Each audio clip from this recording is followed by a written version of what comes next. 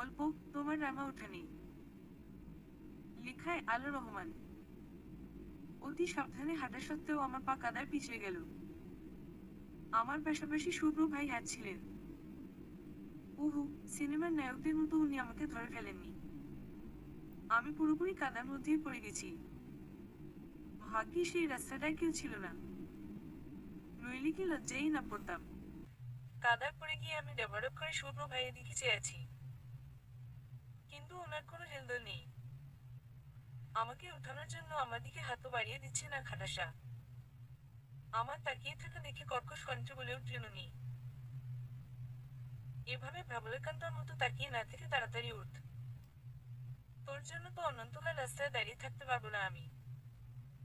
কথাটা বলেই উনি চলে যেতে লাগলেন। আমিও উঠে দাঁড়িয়ে ওনার পিছু পিছু ছুটলাম, নইলে এই সন্ধ্যাবেলা যদি আবার রাস্তায় একা ফেলে চলে যায়। আমি আলো, আমার মা বাবা নেই।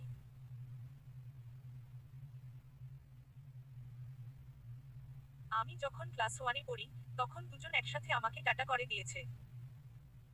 তখন আমার কোনো আত্মীয় স্বজন আমার দায়িত্ব নিতে আসেনি। আমি জলে ভাসা পদ্মের মতো ভেসে বেড়াচ্ছিলাম। তারপর আমার দায়িত্ব নিয়েছিলেন আমার ফুল মা আর ফুল বাবা। উনারা হলেন আমার জীবনের ধ্রুবতারা। ফুল বাবা আমার বাবার খুব ভালো বন্ধু ছিলেন। উনারা আমাকে নতুন জীবন দিয়েছিলেন। আমাকে নিজের মেয়ের মতো মানুষ করেছেন, অসম্ভব ভালোবাসা আর আদর যত্ন দিয়েছেন।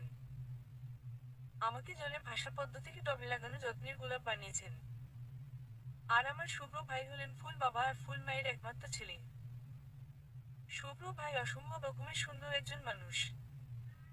ফর্সা, লম্বা, ঘন পল্লব ঘেরা চোখ, খয়েরি ঠোঁট, সিল্কি চুল, ফর্সা মুখে খোঁচা খোঁচা দাড়ি, এক কথায় সুদর্শন হতে হলে যা যা দরকার সবই সৃষ্টিকর্তা উনাকে দিয়েছেন। ছেলেরা মেয়েদের রূপে মুগ্ধ হবে, এটাই প্রকৃতির নিয়ম। কিন্তু আমার ক্ষেত্রে ঘটেছে উল্টো। শুভ্র ভাইয়ের রূপে মুগ্ধ হয়েছি আমি। শুধু রূপে নয়, শুভ্র ভাইয়ের কথা বলা, হাসি, রেগে আমার উপর চিৎকার করা, অন্যকে সাহায্য করতে ঝাঁপিয়ে পড়া, এই সব কিছুতেই মুগ্ধ আমি। আর শুভ্র ভাইয়ের উপর মুগ্ধ হয়ে কিশোরী বয়সে তাকে প্রেমপত্র পর্যন্ত দিয়েছিলাম আমি। তখন আমি ক্লাস 9-এ পড়তাম আর শুভ্র ভাই তখন নতুন নতুন ভার্সিটিতে ভর্তি হয়েছেন। কিন্তু সেদিন শুভ্র ভাই আমার অনুভূতিগুলো হেসে উড়িয়ে দিয়েছিলেন। সেদিন শুভ্র ভাইয়ের বিদ্রূপের হাসিতে আমার কিশোরী হৃদয় ভেঙে টুকরো টুকরো হয়ে গিয়েছিল।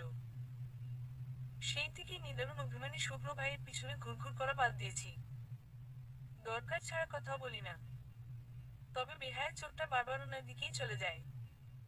এখন শুভ্র ভাই চাকরি করছেন, আর আমি অনার্স ফাইনাল পরীক্ষা শেষ করেছি। পরীক্ষা শেষ করে ভার্সিটি থেকে বাড়ি ফিরছি আজই। শুভ্র ভাই আমাকে স্টেশন থেকে আনতে গিয়েছিলেন। সন্ধ্যা প্রায় হয়ে এসেছে। সন্ধ্যার আবছায়াতে রাস্তার কাদাজল ঠিকভাবে দেখতে পাইনি বলেই এভাবে বেকায়দায় পড়ে যেতে হলো। বাড়ির দরজার পা দিতেই ফুলমা, ফুল বাবা, দাদিমণি, আজম চাচা আর বিন্টি দৌড়ে এলো।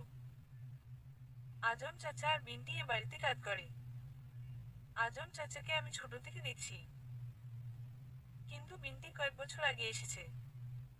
ফুলমা আমাকে দেখিয়ে বলল, এসব কি হয়েছে মা? কাদা লাগলো কি করে? আমি কিছু বলার আগেই শুভ্র ভাই বলে উঠলেন, কি হবে আবার? মহারানী কাদায় পড়ে গেছেন, চোখ আকাশে তুলে হাঁটেন কিনা। দাদিমণি বলল, আহ শুভ্র, তুই সবসময় আমার বুবুমনির সাথে এভাবে কথা বলবি না তো। মেয়েটা কতদিন পর বাড়ি আসলো।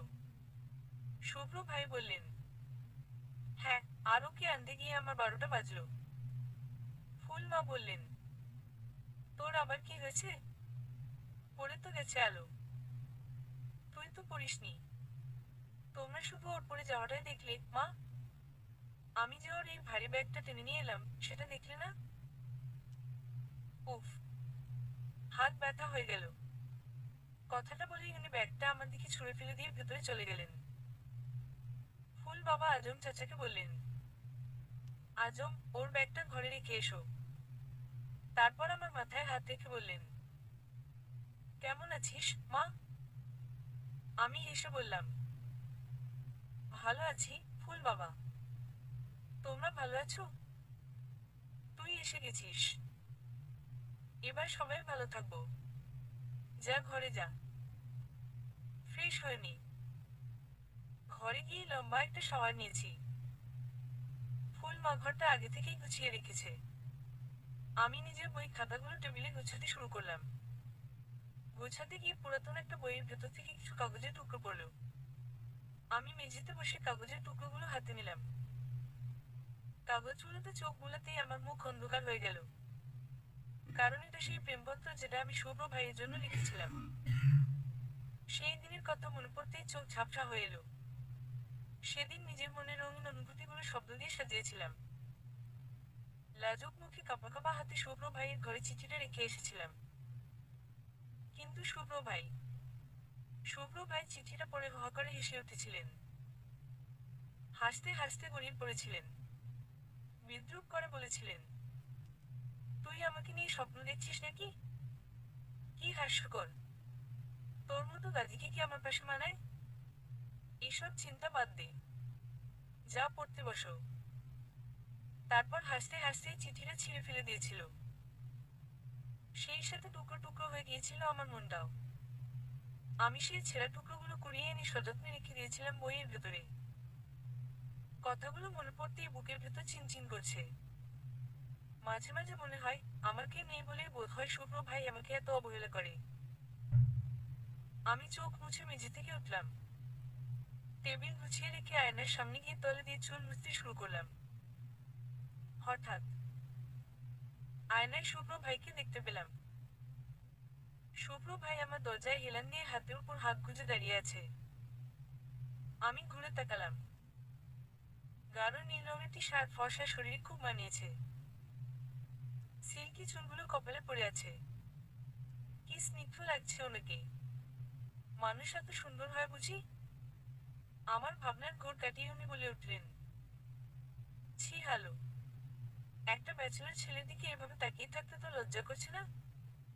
আমি তাড়াতাড়ি চোখ সরিয়ে নিয়ে বললাম, আপনিই বা একটা কুমারী যুবতী মেয়ের ঘরে এই সাজের বেলা কি করছেন? আপনারও তো লজ্জা করা উচিত। ও বাবা, পড়াশোনা শিখে এসে তোর মুখে তো খুব কথা ফুটেছে দেখছি। আমার ঘরে কেন এসেছেন? শুভ্র ভাই আমার প্রশ্নের উত্তর দিলেন না। ঘরের ভেতরে এসে সোজা আমার বিছানায় বসে পড়লেন। আমি ভ্রু কুঁচকিয়ে কিছুক্ষণ তাকিয়ে থাকলাম। উনি আমার দিকে না তাকিয়ে বললেন, এভাবে ভ্রু কুঁচকাবি না আলো, তোকে পেতনির মতো লাগে। আমার ভীষণ রাগ হচ্ছে এবার। অযথা আমার ঘরে এসে এসব কথা বলার কোনো মানে হয়? অসহ্যকর লোক একটা। আমি নাক ফুলিয়ে বললাম, আপনি আমার ঘর থেকে যান। শুভ্র ভাই এবার উঠে আমার কাছে এলেন। হুট করে আমার হাতটা টেনে নিজের হাতে নিলেন। তারপর পকেট থেকে একটা ব্রেসলেট বের করে পরিয়ে দিলেন। আমি চোখ বড় বড় করে তাকালাম। শুভ্র ভাই আমার গালে হালকা ঘুষি মেরে বললেন, এটা যেন কখনো হাত থেকে খুলতে না দেখি। যদি দেখেছি খুলে রেখেছিস, তাহলে তুলে আছাড় মারবো। কথাটা বলেই শুভ্র ভাই ঘর ছেড়ে বেরিয়ে গেল। আমি তখনও বেবলির মতো দাঁড়িয়ে আছি। শুভ্র ভাই আমাকে ব্রেসলেট দিয়েছে, তাও নিজের হাতে পরিয়ে দিয়েছে। ব্যাপারটা বিশ্বাস হতে চাইছে না। এটা কি সত্যি, নাকি স্বপ্ন দেখছি আমি? ঘরে দাঁড়িয়ে থেকে হাতের ব্রেসলেট নাড়াচাড়া করছি। তখনই ঘরে ঢুকলো বিন্দি। আমাকে বলল, আপা, নিচে চলেন। আপনারই সকলে ডাকে। আমি নিজের হাতের দিকে তাকিয়ে থেকে বললাম, বিন্তি, তুই কি আমার হাতে একটা ব্রেসলেট দেখতে পাচ্ছিস? বিন্তি হাতের দিকে তাকিয়ে বলল, ও মা, কি সুন্দর। কই থেকে কিনছেন আপা? আমি এবার হাত সরিয়ে নিয়ে বললাম, হ্যাঁ হ্যাঁ মানে ওই আর কি। কি ওই আর কি? কিছু না, চল নিচে যাই। আমি ঘর থেকে বেরিয়ে এলাম। পিছনে না তাকিয়েও বুঝতে পারছি বিন্তি হা করে দাঁড়িয়ে আছে। আমি ড্রয়িং রুমে গিয়ে দেখলাম সেখানে ফুলমা আর দাদিমণি বসে আছে। আমি গিয়ে ফুলমার পাশে বসলাম। ফুলমা বললেন, তুই কেমন যেন শুকিয়ে গেছিস আলো। আমি হাসলাম। মোটেও শুকিয়ে যায়নি। মায়ের চোখে এমনই মনে হয়। আচ্ছা আলো, তোর ভার্সিটিতে কোনো ছেলে বন্ধু নেই? আমি ভ্রু কুঁচকে তাকালাম। জিজ্ঞেস করলাম, কেন বলো তো? কিছু না। আমি তো এমনি জানতে চাইলাম। বল না। আছে। তার মধ্যে সবচেয়ে ভালো বন্ধু কি? সেভাবে কোনো ভালো বন্ধু তো নেই, ফুলমা। সবাই প্রয়োজনের বন্ধু। ফুলমা আর কিছু বলার আগে ফুল বাবা ঘরে ঢুকলেন। আমার পাশে বসিয়ে বললেন, আলো মা, আমার জন্য একটু চা বানিয়ে আনবি? কবে থেকে তোর হাতে চা খাই না। দাদিমণি ধমক দিয়ে বলল, তুই কি রে? মেয়েটা একটু আগে বাড়ি এলো, আর তুই এখনই ওকে রান্নাঘরে পাঠাবি? আমি হেসে বললাম, ঠিক আছে দাদিমণি। চা বানাতে আর কতক্ষণই বা লাগবে? আমি যাচ্ছি। ড্রয়িং রুম থেকে বেরিয়ে রান্নাঘরে ঢুকলাম। রান্নাঘরে ঢুকেই দেখলাম মিন্টি রান্না করছে। আর রান্নাঘরের এক কোণে দাঁড়িয়ে শুভ্র ভাই কি যেন করছে। আমি শুভ্র ভাইকে না দেখার ভান করে চা বানাতে শুরু করলাম। বিন্টি বলল, আপা, চা খাইবেন? আমি বানাইয়া দেই, সরেন। না, বিন্টি, আমি খাবো না। ফুল বাবার জন্য চা বানাবো। আপনি সরেন। আমি বানাইতেছি। আও বিন্টি, তোকে বানাতে হবে না। তুই নিজের কাজ কর। আপনারা জানি কেমন। ভাইজানরে আপেল কাইটা দিতে চাইলাম, উনি কইল নিজের কাম কর। আপনারই চা বানাইয়া দিতে চাইলাম, আপনিও কইলেন নিজের কাম কর। আপনারা তাইলে কন আমার কাম কি? বিন্তি, তুই দয়া করে চুপ কর। চুপচাপ রান্না কর। আমি চা কাপে ঢেলে চিনি মিশাচ্ছি। হঠাৎ শুভ্র ভাই এক করে উঠলেন। আমি তাকিয়ে দেখলাম শুভ্র ভাই বাম হাতের আঙুল চেপে ধরে আছে। আঙুলটা থেকে অনবরত রক্ত পড়ছে। আমি দৌড়ে গিয়ে আমার ওড়নার এক প্রান্ত শুভ্র ভাইয়ের আঙুলে চেপে ধরলাম। হড়বড় করে বলতে শুরু করলাম, আপনাকে কি আপেল কাটতে বলেছে, শুভ্র ভাই? যেই কাজ কখন করেন সেটা কেন করতে আসেন? বিন্টিকে বললে তো ও কাজটা করে দিতে পারত। শুভ্র ভাইয়ের দিকে তাকিয়ে দেখলাম উনি মুচকি মুচকি হাসছেন। আমি ভ্রু কুঁচকে বললাম, আপনি তো অদ্ভুত। হাত থেকে রক্ত ঝরে পড়ছে, আর আপনি হাসছেন। হাসি বন্ধ করুন। যত সব। আপনি দাঁড়ান। আমি ফার্স্ট এইড বক্স নিয়ে আসি। আমি ফার্স্ট এইড বক্স আনার জন্য পা বাড়ালাম, কিন্তু যেতে পারলাম না। শুভ্র ভাই পিছন থেকে আমার ওড়না টেনে ধরলেন। আমি চোখে মুখে রাগ নিয়ে ফিরে তাকালাম, কিন্তু শুভ্র ভাই ভাবলেশহীন। বললেন, কিচ্ছু আনতে হবে না। আনতে হবে না? কেন? শুভ্র ভাই আমার প্রশ্নের উত্তর দিলেন না। হুট করে আমার ওড়নার এক প্রান্ত ছিঁড়ে ফেললেন। আমি অস্থির হয়ে বললাম, আরে আরে, এটা কি করলেন আপনি? আমার ওড়না ছিঁড়ে দিলেন কেন? শুভ্র ভাই কিছু না বলে আমার ওড়নার ছেঁড়া অংশটা নিজের কাটা আঙুলে পেঁচাতে পেঁচাতে রান্নাঘর থেকে বেরিয়ে গেল। আমি স্তব্ধ হয়ে দাঁড়িয়ে আছি। আজব মানুষ তো। আমার ওড়নাটা। রাত 2টো বাজে। আমার কিছুতেই ঘুম আসছে না। আমার মাথায় শুধু ঘুরছে শুভ্র ভাইয়ের ব্রেসলেট পরানো আর ওড়না ছেঁড়ার ব্যাপারটা। অনেকক্ষণ ধরে এপাশ ওপাশ করছি বিছানায়। এবার উঠে বসলাম। গায়ে ওড়না জড়িয়ে ছাদের দিকে পা বাড়ালাম। ছাদে হলুদ রঙের আলো জ্বলে আছে।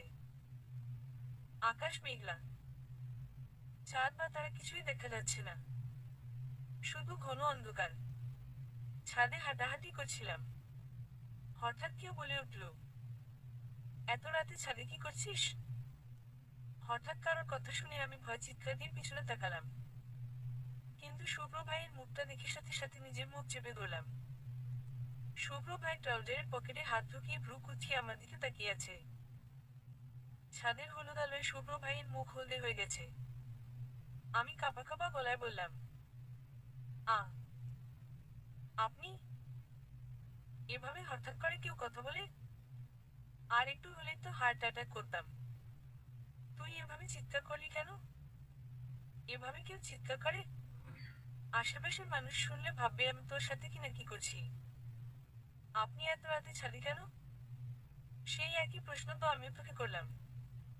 আমার ঘুম আসছিল না, তাই ছাদে এসেছি। আপনি কেন এসেছেন?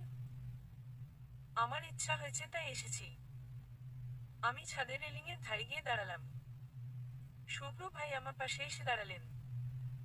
কিছুক্ষণ চুপচাপ দাঁড়িয়ে থাকার পর শুভ্র ভাই বললেন, আলো, দোলনায় বসবি? আমি অবাক চোখে শুভ্র ভাইয়ের দিকে তাকালাম। ছাদের একপাশে রাখা দোলনাটা শুভ্র ভাইয়ের একান্ত নিজস্ব সম্পত্তি। এই দোলনায় উনি ফুল মা ছাড়া আর কাউকে বসতে দেন না কখনো। আমার ছোটবেলা থেকেই এই দোলনার প্রতি খুব লোভ। কিন্তু শুভ্র ভাইয়ের চরের ভয় কখনোই বসতে পারতাম না। শত হলেও এটা শুভ্র ভাইয়ের নিজের বাড়ি। কিন্তু আমার নিজের হয়ে নিজের নয়। আমার উত্তর না পেয়ে শুভ্র ভাই আবার বললেন, কি রে, ভ্যাবলাকান্দার মতো তাকিয়ে আছিস কেন? আমি বিস্ময় নিয়ে বললাম, আপনি কি আমায় সত্যিই দোলনায় বসতে বললেন? শুভ্র ভাই হেসে উঠলেন। আমার হাত ধরে নিয়ে গিয়ে দোলনায় বসিয়ে দিলেন। তারপর নিজেও আমার পাশে বসে পড়লেন। আমার বিস্ময় কাটছেই না। আমি হুট করে বলে উঠলাম, শুভ্র ভাই, আপনি খুব অদ্ভুত বিহেভ করছেন। কি করলাম? আমি বাড়ি আসার পর থেকে আপনি যা যা করছেন, সবই তো অদ্ভুত। আমি আপনার কোনো কাজের মানে বুঝতে পারছি না। শুভ্র ভাই নির্লিপ্তভাবে জবাব দিলেন, খুব তাড়াতাড়ি বুঝে ফেলবি। হঠাৎ টিপ টিপ করে বৃষ্টি পড়তে শুরু করলো। আমি চোখ বন্ধ করে হাত বাড়িয়ে বৃষ্টি ফোঁটা স্পর্শ করছি। হঠাৎ চোখ মেলে পাশে তাকিয়ে দেখি শুভ্র ভাই আমার দিকেই তাকিয়ে আছে। কেমন গভীর সেই দৃষ্টি! এই দৃষ্টি সহ্য করার ক্ষমতা আমার নেই। আমি উঠে দাঁড়ালাম। অন্যদিকে তাকিয়ে বললাম, শুভ্র ভাই, বৃষ্টি শুরু হয়েছে।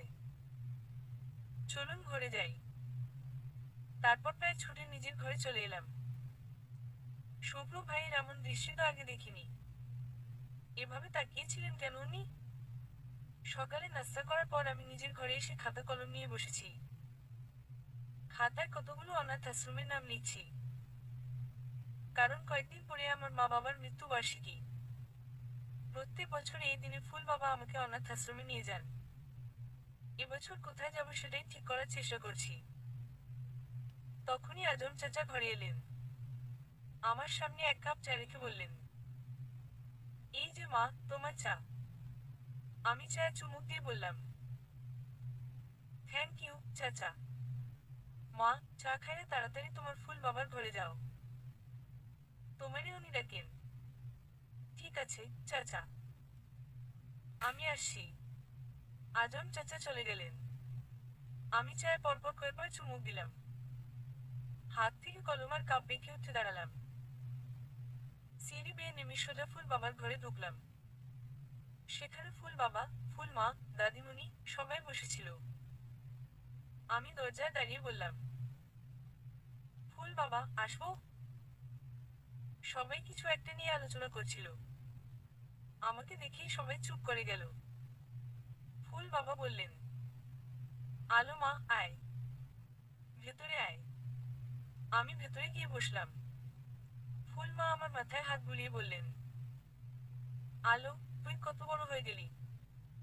এই তো সেদিন আমার আঁচল ধরে ঘুরে বেড়াতিস পুঁটি মাছের ভাজা খাবি বলে। আমি হেসে বললাম, পুঁটি মাছ থাকলে ভেজে ফেলো ফুল মা। খেতে ভালোই লাগে। সেটা ভেজে দেব। কিন্তু এখন থেকে তোকে মাছ ভাজা খাওয়ার সাথে সাথে মাছ ভাজতেও শিখতে হবে। দাদিমণি বলল, শুধু মাছ ভাজতে নয়, আরো অনেক রান্নাই শিখতে হবে। নইলে বরকে খাওয়াবে কি? আমি বিস্ময় নিয়ে দাদিমণির দিকে তাকালাম। বললাম, বর মানে? কি বলছো দাদিমণি? ফুল মা বললেন, আলো, আসলে আমরা তোর বিয়ের কথা ভাবছিলাম। আমার বুকের ভেতর মোচড় দিয়ে উঠল।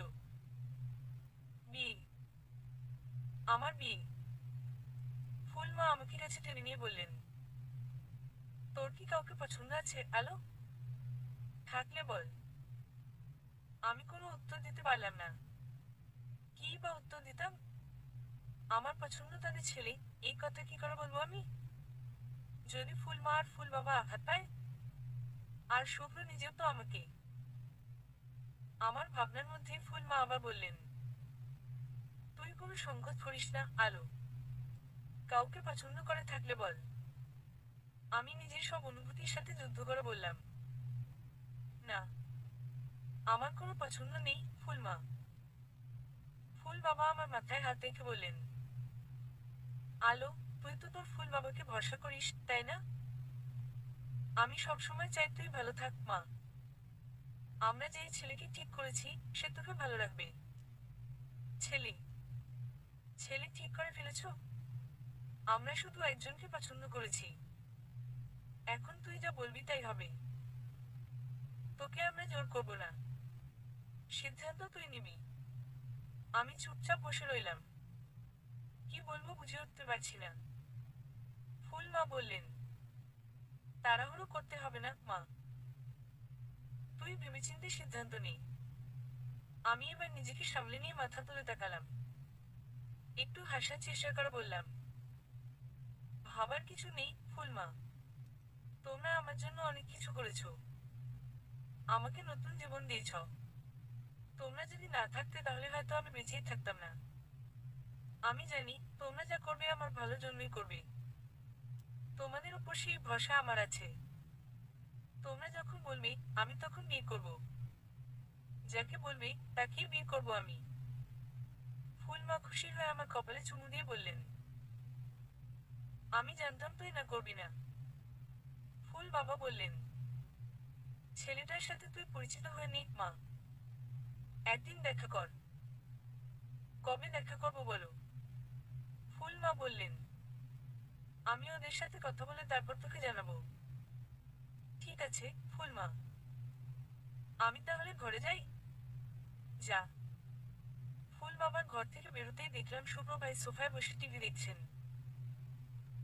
আমি পা টিপে টিপে গিয়ে পিছন থেকে শুভ্র ভাইয়ের কানের কাছে জয়ে চিৎকার করলাম।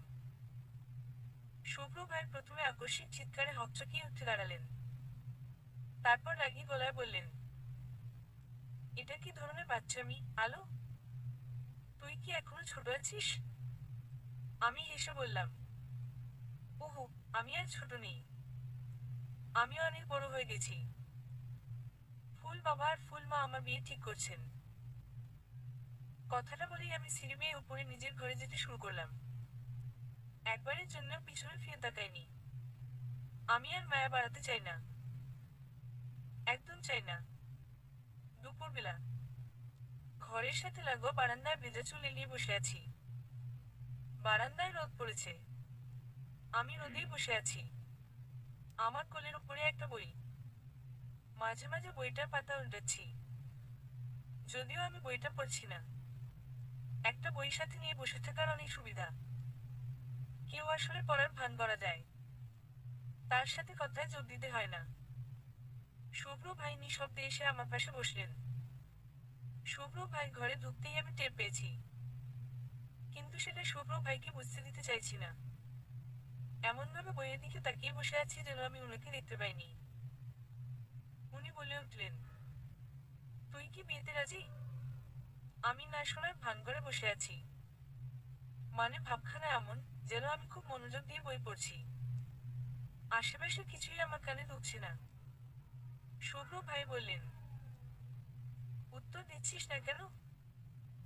তোকে কিছু জিজ্ঞেস করছি আমি। আমি এবারও কথা বললাম না। শুভ্র ভাই এবার আমার থেকে বইটা টেনে নিয়ে বারান্দা দিয়ে নিচে ফেলে দিল। আমি উঠে দাঁড়িয়ে বললাম, আরে, এটা কি করলেন আপনি? আমার বইটা ফেলে দিলেন কেন? শুভ্র ভাই আমাকে বারান্দার রেলিং এর সাথে চেপে ধরে দাঁতে দাঁত চেপে বললেন, অভিনয় করিস আমার সাথে? আমি খুব ভালো করে জানি যে তুই পড়ছিলি না। আমার কথার উত্তর দিলি না কেন?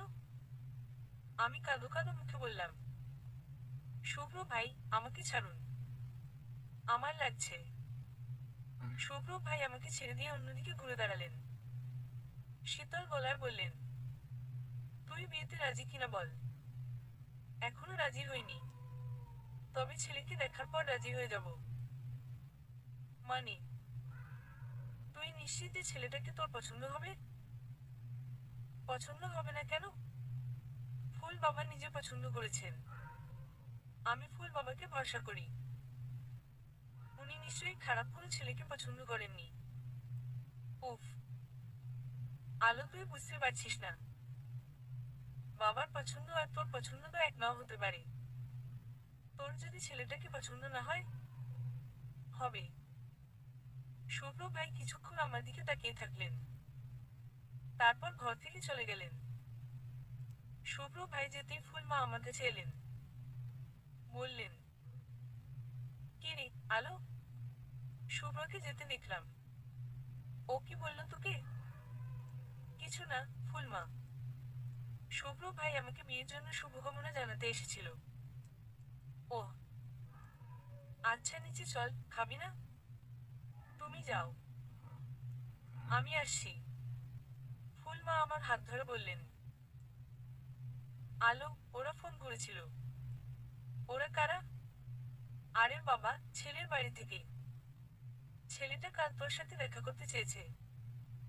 তোর কোনো আপত্তি নেই তো? আমি মুখে হাসি টেনে বললাম, না ফুল মা। ফুল মা হাসলেন, আমাকে আদর করে বললেন, তুই সত্যি আমাদের লক্ষ্মী মেয়ে। তাড়াতাড়ি খেতে আয়।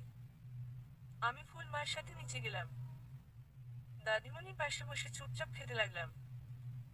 ফুল বাবা আমার দিকে একটা ছবি এগিয়ে দিয়ে বললেন, আলো মা, এই যে ছেলের ছবি, তুই দেখে নিস।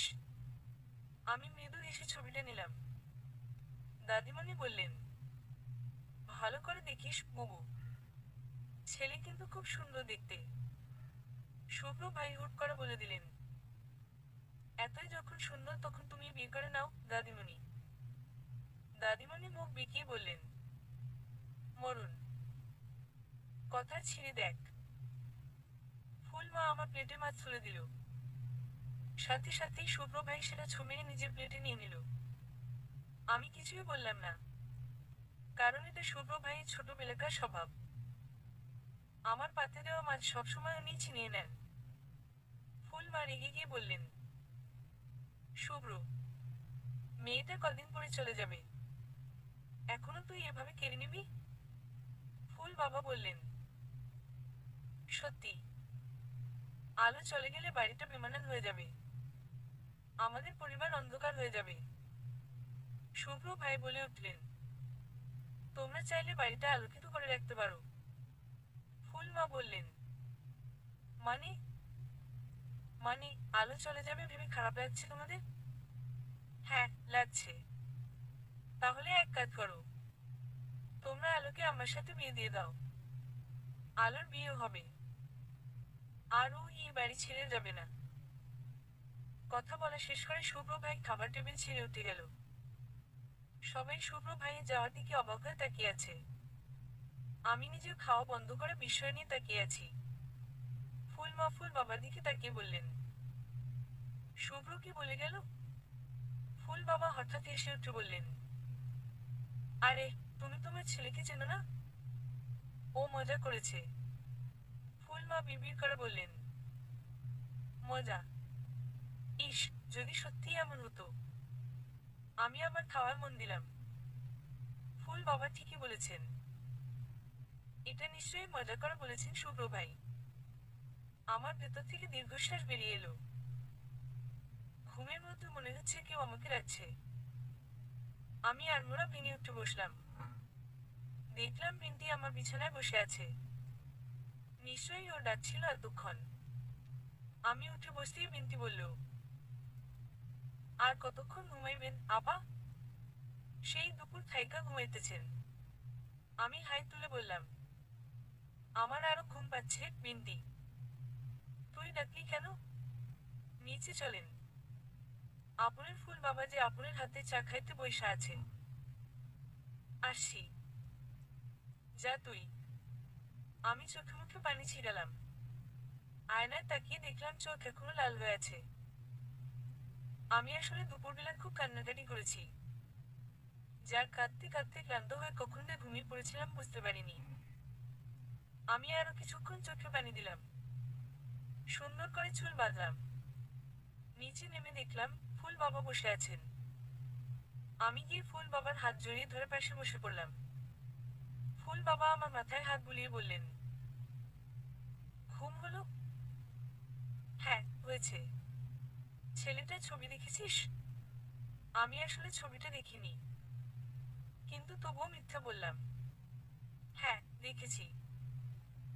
কেমন মনে হলো? ভালো। যাই, তোমার চা নিয়ে আসি। আমি সোজা রান্নাঘরে ঢুকলাম, চা বানাচ্ছিলাম।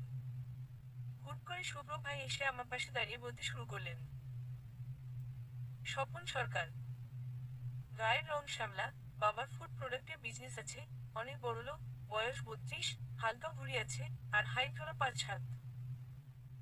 আর আমি হলাম 6'2".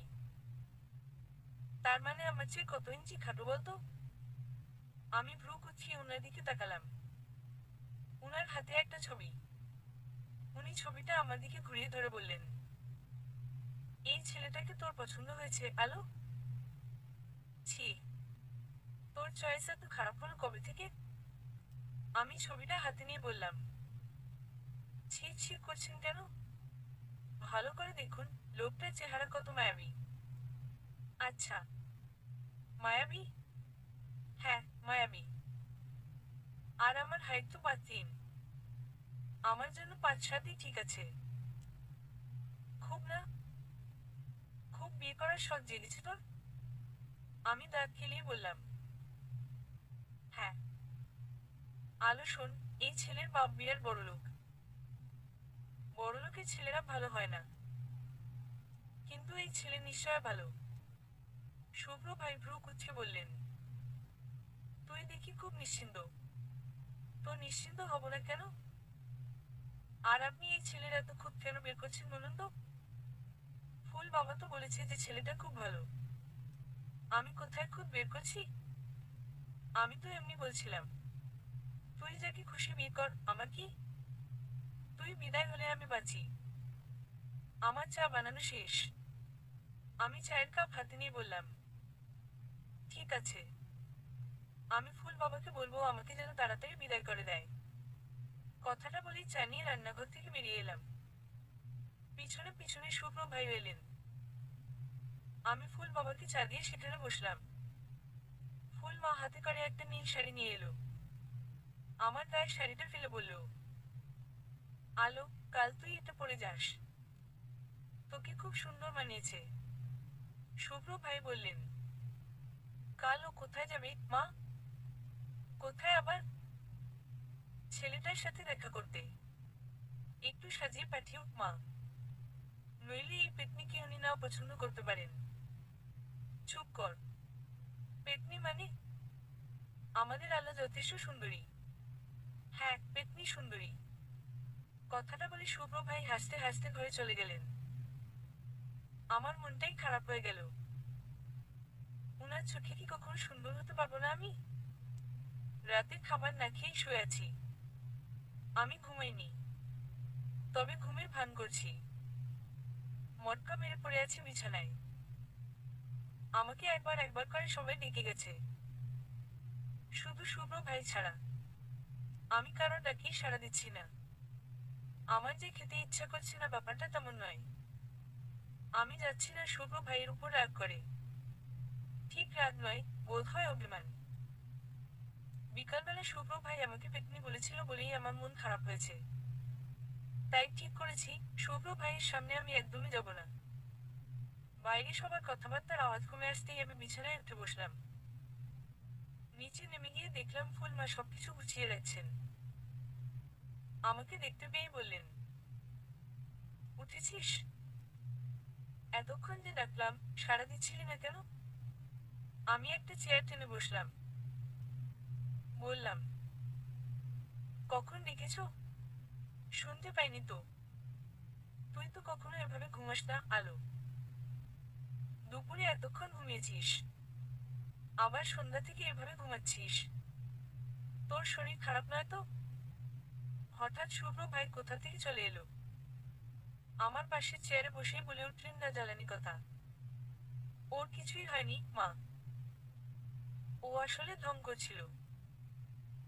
আমি বিরক্ত চোখে শুভ্র ভাইয়ের দিকে তাকালাম, কিন্তু ওনার কোনো ভাবান্তর হলো না। ফুল মা ভ্রু কুঁচকে বললেন, এসব কি ধরনের কথা শুভ্র? এসব সত্যি কথা মা। ও মোটেও ঘুমাচ্ছিল না, মটকা মেরে পড়েছিল। আমি হঠাৎ রাগী গলায় বলে উঠলাম, হ্যাঁ, আমি তো সবসময় ঢঙই করি। উনি দাঁত কেলিয়ে বললেন, যাক, এতদিনই সত্যি কথাটা স্বীকার করলি তাহলে। আপনি এখানে কেন এসেছেন?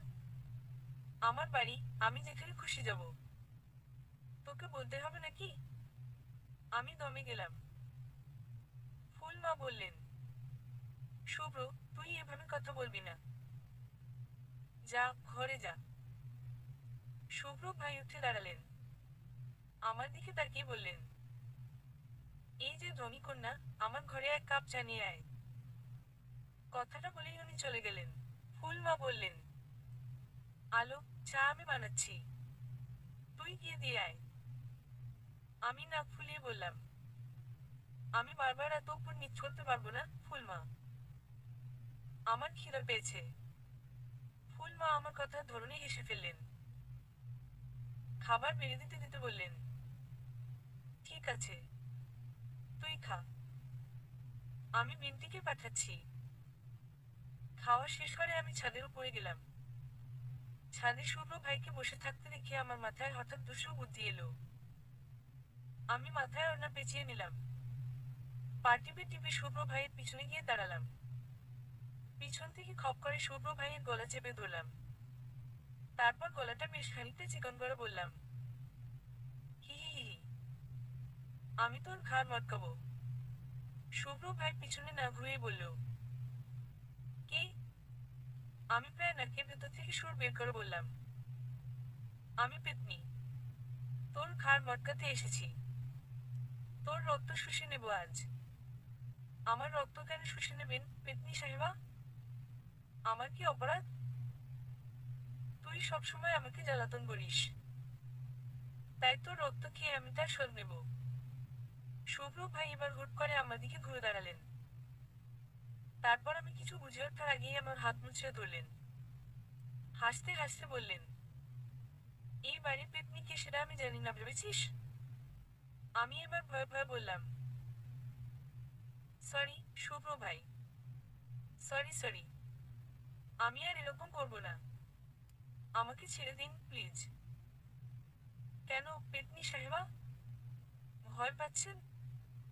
আমি করুণ গলায় বললাম, প্লিজ শুভ্র ভাই। কিন্তু আমার এই আকুল আবেদন ওনার কানে ঢুকলো বলে মনে হয় না। উনি হেসে বললেন, এবার আপনার কি হবে পেতনি সাহেবা? আপনাকে এখান থেকে তুলে নিচে ফেলে দিই? দেব? আমি হঠাৎ চিৎকার করে বলতে শুরু করলাম, ফুল মা, কোথায় তুমি? আমাকে বাঁচাও, তোমার ছেলে আমাকে মেরে ফেললো। শুভ্র ভাই এবার আমার হাত ছেড়ে মুখ চেপে ধরলেন। ধমক দিয়ে বললেন, চুপ। এখন ফুল মাকে ডাকছিস কেন? বাচ্চামি করার সময় মনে থাকে না? কদিন পরে বিয়ে হবে, আর উনি এখনো ফাজলামি করে বেড়াচ্ছেন। ইডিউট। আমি সুযোগ বুঝে শুভ্র ভাইয়ের হাতে কামড় বসিয়ে দিলাম। সাথে সাথে উনি আমাকে ছেড়ে দিলেন। আমি আর এক মুহূর্ত দেরি না করে ছুটে নিজের ঘরে চলে গেলাম। ঘরের দরজা বন্ধ করে দিয়ে বিছানায় বসে হাঁপাতে লাগলাম। ইস, কেন যে শুধু শুধু এরকম করলাম। কি বিশ্রীভাবে ধরা পড়ে গেলাম। শিট। আজ আমি খুব সকাল সকাল উঠেছি, আর ঘুম থেকে উঠেই রান্নাঘরে ঢুকেছি। আমার উদ্দেশ্য হলো নাস্তা বানানো। বিনতিকে সরিয়ে দিয়ে আমি দাঁড়িয়ে দাঁড়িয়ে পরোটা ভাজছি। মন দিয়ে কাজটা করছিলাম আমি। কিন্তু এই বাড়িতে আমি কোনো কাজই ঠিক মন দিয়ে করতে পারি না। যখনই কোনো কাজে মনোযোগ দেওয়ার চেষ্টা করি, তখনই সেই মনোযোগে কোনো না কোনোভাবে ব্যাঘাত ঘটিয়ে দেন শুভ্র ভাই। এই মুহূর্তে তাই হলো। পরোটা বানানোর সময় আমার মাথার পিছন থেকে একটা নীল রঙের ওড়না এসে পড়ল। আমি প্রথমে কিছু বুঝে উঠতে পারলাম না। ওড়নাটা হাতে নিয়ে পিছনে ঘুরে তাকালাম। কাউকে চোখে পড়ল না। ওড়নাটা উল্টে পাল্টে দেখছিলাম। ওড়নার এক কোনায় কিছু একটা বাঁধা আছে দেখতে পেলাম। বাঁধন খুলতেই একটা চিরকুট পেলাম। চিরকুট খুলে দেখলাম তাতে শুভ্র ভাইয়ের লেখা। উনি লিখেছেন, হ্যাঁ, ওড়নাটা আমি দিয়েছি। কিন্তু এত খুশি হওয়ার কোনো দরকার নেই। সেদিন ওড়নাটা ছিঁড়ে ফেলেছিলাম বলে দিয়ে গেলাম, পেনাল্টি হিসেবে। শুভ্র কখনো কোনো ঋণ রাখে না। চিরকুট পরে মাথা তুলতেই দেখলাম চুলার উপরে দেওয়া পরোটা পড়ে যাচ্ছে। আমি তাড়াতাড়ি চুলা বন্ধ করে দিলাম। ধুরোর, কত শখ করে পরোটা বানাচ্ছিলাম। শুভ্র ভাইয়ের জন্য সেটাও পড়ে গেল। ভাল লাগে না। নাস্তার টেবিলে সবাই খুব প্রশংসা করছে আমার। আমি নাকি খুব ভালো পরোটা বানিয়েছি। কিন্তু শুভ্র ভাই কিছু বলছেন না। চুপচাপ খেয়ে চলেছে। দাদিমণি বললেন, আলো, খুব ভালো হয়েছে। আমার নাজ্জামাইয়ের ভাগ্য খুব ভালো। তার বউ এত ভালো রান্না করে তাকে খাওয়াবে। শুভ্র ভাই এবার মুখ খুললেন। গ্লাসে পানি ঢালতে ঢালতে বললেন, না, দাদিমণি, তোমার নাজ্জামাইয়ের কপাল খুব খারাপ। কারণ তার বউ রান্না করতে গিয়ে সেটা পুড়িয়ে ফেলবে। আমি মুখ গোমড়া করে বললাম, একটা পরোটাই তো পুড়েছে, বাকিগুলো তো ঠিকই আছে। ফুল মা আমার কথায় সায় দিয়ে বললেন, তাই তো, প্রথম প্রথম রান্না করতে গেলে এরকম একটু আধটু হতেই পারে। সমস্যা কি তাতে? শুভ্র ভাই বললেন, মা আজ একটা পড়িয়েছে, কাল আরেকটা পড়াবে। প্রত্যেক দিন একটা একটা করে কতগুলো ক্ষতি হবে তোমার কোনো আইডিয়া আছে? ওর বর বিচারার জন্য আমার কষ্ট হচ্ছে। আহারে। কথা শেষ করে উনি অফিসের উদ্দেশ্যে উঠে গেলেন। আমার মেজাজটাই খারাপ হয়ে গেল। পরোটা তো ওনার জন্যই পড়ল। উনি তখন ওড়নাটা না দিলে তো এমন হতো না। আর এখন দেখ, আমাকেই সবার সামনে কথা শুনিয়ে দিয়ে গেল। ইচ্ছা তো করছিল ওনার নাক বরাবর ফ্রি স্টাইল ঘুষি মারি। যত সব। বিকাল 5:30 বেজে গেছে। 8 ঘন্টা ধরে রেস্টুরেন্টে বসে আছি। স্বপন সরকার নামক লোকটার পাঁচটায় আসার কথা ছিল, কিন্তু এখনো তার আসার নাম নেই। আমি আজ খুব সেজেছি। নীল শাড়ি পরেছি, চোখে গাঢ় করে কাজল পরেছি, ঠোঁটে হালকা করে লিপস্টিক লাগিয়েছি, হাত ভর্তি নীল কাচের চুড়ি পরেছি, পায়ের নুপুর পরেছি। 5:30 পার হতে লোকটা আমার সামনে এসে দাঁড়ালো। ছবিতে যেমন দেখেছিলাম তেমনই দেখতে, তবে ছবির থেকে বয়সটা একটু বেশি লাগছে। বোধহয় ছবিটা 2 বছর আগের। আমি হাসি মুখে বললাম, স্বপন সাহেব। স্বপন হেসে আমার পাশের চেয়ারে এসে গা ঘেঁষে বসলেন। আমার দিকে তাকিয়ে বললেন, আলো, তোমায় ছবিতে দেখেছি। তুমি ছবির মতোই সুন্দর। উনি আমার পাশে এসে বসায় আমার বেশ অস্বস্তি হচ্ছে। অদ্ভুত লোক তো। প্রথম দেখাতেই একটা মেয়ের এত কাছে এসে বসে পড়লেন। হুমায়ুন স্যার একটা কথা বলেছেন, পুরুষ মানুষ 2 দলে বিভক্ত। একদল তাকায় মেয়েদের চোখের দিকে, আরেক দল তাকায় মেয়েদের বুকের দিকে। এই স্বপন সাহেবকে দ্বিতীয় দলের বলে মনে হচ্ছে। আমি অস্বস্তি চাপা দিয়ে মুখে হাসি টানার চেষ্টা করে বললাম, আপনার এত দেরি হলো যে? আসলে অফিসে কাজের খুব প্রেশার, তাই দেরি হয়ে গেল। আপনি কি আমার সম্পর্কে সব জানেন? স্বপন সাহেব চেয়ারে হেলান দিয়ে বসলেন। বললেন, যতটুকু জানা দরকার ততটুকু জেনেছি। বাকি যা আছে সেসব আমার না জানলেও চলবে। আমি জিজ্ঞেস করলাম, কেন? আপনি কি আমাকে বিয়ে করতে ইচ্ছুক নয়? মানে আপনার কি আমাকে পছন্দ হয়নি? তা কেন হবে? তোমাকে পছন্দ হয়েছে বলেই দেখা করতে এসেছি, না হলে আসতাম না। আচ্ছা, আমার সম্পর্কে আপনি কি কি জানেন? তুমি সুন্দরী, শিক্ষিতা, ভালো মেয়ে। তোমার মা বাবা নেই? এই তো। আপনার কি আমাকে কিছু জিজ্ঞেস করার আছে? না। না কেন? আপনি যাকে বিয়ে করতে চান তাকে আপনি পুরোপুরি জেনে নিতে চান না? এই যেমন ধরুন আমার প্রিয় রং, আমার পছন্দ অপছন্দ। আমার কথা শেষ হওয়ার আগেই উনি বলে উঠলেন, শোনো আলো, সংসার করার জন্য এত কিছু জানার দরকার পড়ে না। শুধু সংসারের নিয়ম মেনে চললেই হয়। নিয়ম? হ্যাঁ, নিয়ম। এই যেমন স্বামীর সব কথা মেনে চলা, শ্বশুর বাড়ির সবাইকে খুশি রাখা, অ্যাটসেট্রা অ্যাটসেট্রা। মানে যেমনটা বাঙালি লক্ষ্মী বউরা হয়ে থাকে, তুমি তেমন হলেই আমি খুশি। আমার বিশ্বাস তুমি তেমনই। এত বিশ্বাসের কারণ জিজ্ঞেস করো। বলুন। কারণ তুমি এতিম। তোমার মা বাবা নেই। ছোটবেলা থেকে যে যা বলেছে তুমি তাই শুনেছো। বায়না করা, কথা না শোনা, রাগ দেখানো, জেদ করা, এসব কোনো কিছুরই সুযোগ তুমি পাওনি। ঠিক বলেছি না? আমি হাসলাম, কিন্তু কিছু বললাম না। বলার কিছু ছিল না, কারণ উনি ঠিকই বলেছেন। আমি সামনে থাকা কফি কাপ হাতে নিয়ে চুমুক দিলাম। কফি ঠান্ডা হয়ে গেছে।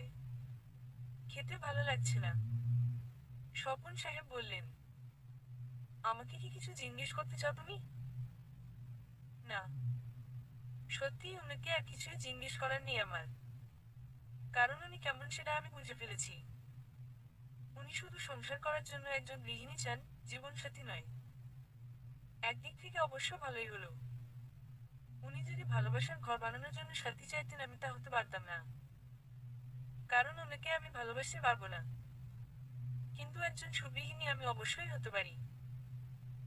স্বপন সাহেব জানতে চাইলেন, তুমি কি এই বিয়েতে রাজি? আমি মুখে হাসি টেনে হ্যাঁ সূচক মাথা নাড়লাম। এরপর আমি আর একটি কথাও বলিনি। স্বপন সাহেব অনেক কথা বলছিলেন। আমি শুধু মুচকি হেসে ওনার কথায় সায় দিচ্ছিলাম। রেস্টুরেন্ট থেকে যখন বেরিয়েছি তখন সন্ধ্যা পেরিয়ে রাত। ল্যাম্পপোস্টের আলোয় শহরটা হলুদ দেখাচ্ছে। মানুষের কোলাহল তখনও কমেনি। রেস্টুরেন্টের সামনে স্বপন সাহেবের বিশাল গাড়ি দাঁড়িয়ে আছে। উনি আমার দিকে তাকিয়ে বললেন, গাড়িতে ওঠো, তোমাকে পৌঁছে দিয়ে আসি। আমি গাড়িতে উঠতেই যাচ্ছিলাম, তখনই ওনার ফোন বেজে উঠল। উনি একটু সাইডে গিয়ে কথা বললেন। কিছুক্ষণ পর আমার সামনে এসে দাঁড়িয়ে বললেন, আলো, আসলে একটু সমস্যা হয়ে গেছে। কি সমস্যা? মানে কিভাবে যে বলি। এত ইতস্তত করতে হবে না স্বপন সাহেব, আপনি বলুন। আসলে আমার ফ্যাক্টরিতে একটু ঝামেলা হয়েছে, তাই আমাকে যেতে হবে। তোমাকে পৌঁছে দিতে পারছি না, সরি। কথা শেষ করার সাথে সাথেই উনি গাড়িতে উঠে বসলেন এবং গাড়ি নিয়ে চলে গেলেন। আমি রেস্টুরেন্টের সামনে স্তব্ধ হয়ে দাঁড়িয়ে আছি। কি অদ্ভুত লোক। রাতের বেলা একটা মেয়েকে এভাবে রাস্তায় একা ফেলে চলে গেল। একটা রিক্সা তো অন্তত রেখে দিয়ে যেতে পারতেন। অদ্ভুত। আমি জোরসর হয়ে ফুটপাত ধরে হাঁটতে লাগলাম। রেস্টুরেন্ট থেকে একটু সামনে অনেকগুলো রিক্সা দাঁড়িয়ে আছে। আমি একটা রিক্সাওয়ালার দিকে এগিয়ে গিয়ে বললাম, মামা, যাবেন? কই যাইবেন? জায়গার নাম বলতেই উত্তর এলো, না আপা, ওইদিকে যাইতাম না। চলুন না মামা, আমি আপনাকে দ্বিগুণ ভাড়া দেব। দ্বিগুণ ভাড়ার লোভ রিক্সাওয়ালাকে টলাতে পারল না। উনি ঝাঝালো গলায় বললেন, কইলাম তো ওইদিকে যাবো না। যান তো যান, বিরক্ত কইরেন না। একটা রিক্সাও যেতে রাজি হলো না। সোজা গিয়ে ডান দিকে গেলে বাস স্ট্যান্ড। আমি সিদ্ধান্ত নিলাম বাসে করেই ফিরব। আবার হাঁটতে শুরু করলাম। আমি একা চলাফেরা করে অভ্যস্ত, কিন্তু রাত বলে ভয় ভয় লাগছে। আর লোকাল বাসে যাতায়াতেও আমার বেশ ভয় লাগে। তবুও দোয়া পড়তে পড়তে বাস স্ট্যান্ডের দিকে হাঁটছিলাম। হুট করে আমার সামনে একটা রিক্সা এসে থামলো। আমি হকচকিয়ে তাকিয়ে দেখলাম রিক্সায় শুভ্র ভাই বসে আছেন। রিক্সা থামতেই উনি একদিকে সরে বসলেন। আমার দিকে না তাকিয়ে বললেন, উঠে আয়। আমি দাঁড়িয়ে দাঁড়িয়ে ভাবতে লাগলাম, শুভ্র ভাই এখানে কেন? উনার কি এদিকে আসার কথা ছিল? কোনো কাজ কি ছিল এদিকে? আমার ভাবনার মধ্যে জল ঢেলে শুভ্র ভাই বলে উঠলেন, কিরে, উঠে আসতে বললাম তো। আমি ওনার ধমক খেয়ে চমকে উঠে বললাম, কোথায় উঠবো? উনি দাঁতে দাঁত চেপে বললেন, আমার মাথায়। রিকশায় উঠে আয় গাধা। আমি সাথে সাথে রিকশায় উঠে বসে পড়লাম। রিকশা বাড়ির দিকে চলতে শুরু করেছে। আমার শরীরে বাতাসের ঝাপটা লাগতে শুরু করেছে। আমার খোলা চুলগুলো ওরে শুভ্র ভাইয়ের মুখে পড়ছে। আমি ভেবেছিলাম এই বোধহয় ধমক খেতে হবে, কিন্তু তা হলো না। উনি আমাকে কিছুই বলছেন না। বাতাসে ওনার কপালে পড়ে থাকা চুলগুলো পিছন দিকে সরে যাচ্ছে। উনি চুপচাপ গম্ভীর মুখে বসে আছেন। এই গাম্ভীর্য ওনার মুখে সৌন্দর্য আরো বহুগুণ বাড়িয়ে দিয়েছে। ওনার সুন্দর মুখটা দেখে আমার বুকের ভেতর কেমন যেন যন্ত্রণা করছিল। মনে হচ্ছিল এই তো সময় শেষ হয়ে এলো। এরপর হয়তো আর কখনো শুভ্র ভাইয়ের সাথে একসাথে রিকশায় ওঠা হবে না। এটাই হয়তো শেষ। আমি জিজ্ঞেস করলাম, আপনি এইদিকে কেন এসেছিলেন শুভ্র ভাই? উনি আমার দিকে ভ্রু কুঁচকে তাকালেন। তারপর সামনে তাকিয়ে বললেন, কেন? এদিকে আসা নিষেধ নাকি? আমি সেটা কখন বললাম? আমি জানতে চাইছি যে আপনি কোন কাজে এসেছিলেন, নাকি ঘুরতে এসেছিলেন? শুভ্র ভাই উত্তর দিলেন না।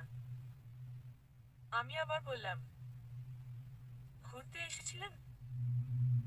উনি এবারও উত্তর দিলেন না। উত্তর না পেয়ে আমি আবার প্রশ্ন করলাম, তাহলে কি কাজে এসেছিলেন?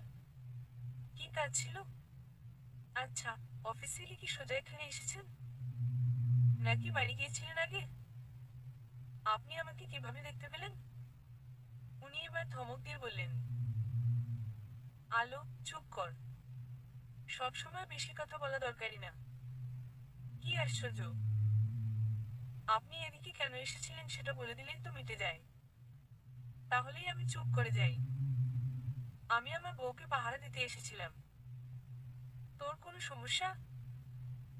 বউ? আপনার বউ? আপনি বিয়ে করে ফেলেছেন? কাকে বিয়ে করেছেন? ফুলমাকে না জানিয়ে এটা কি করে করলেন শুভ্র ভাই? আপনি? আমার কথা শেষ হওয়ার আগেই উনি চিৎকার করে বলে উঠলেন, তোকে চুপ করতে বলেছি আলো। আর একটা কথা বললে ধাক্কা মেরে রিকশা থেকে ফেলে দেব। আমি চুপ করে গেলাম। রিকশা থেকে পড়ে গিয়ে আহত হওয়ার কোনো ইচ্ছা নেই আমার।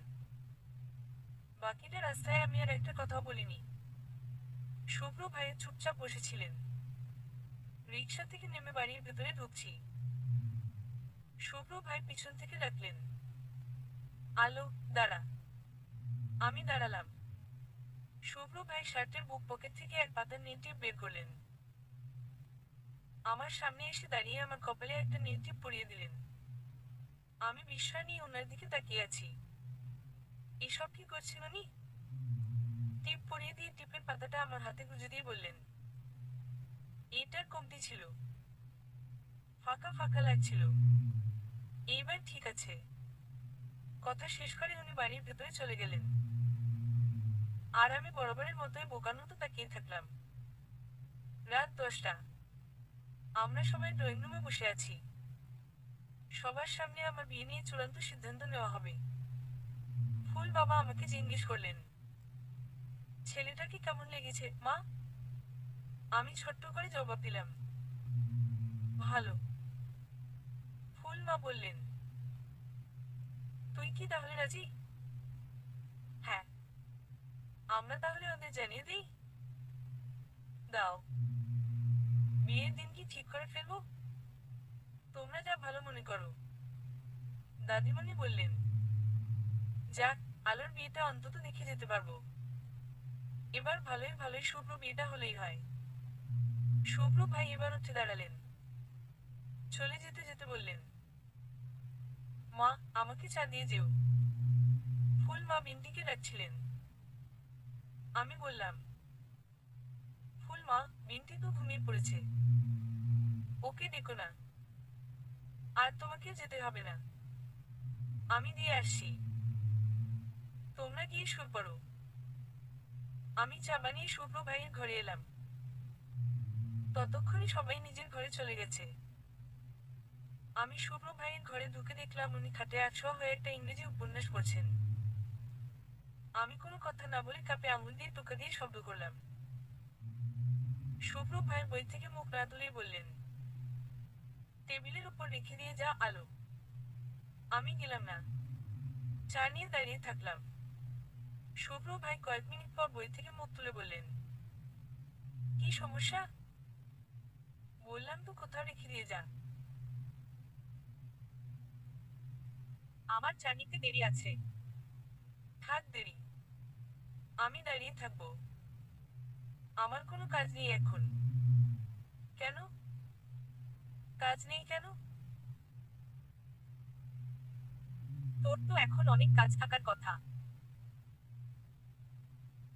আমি মুখ ফুলিয়ে বললাম, হ্যাঁ তাই তো।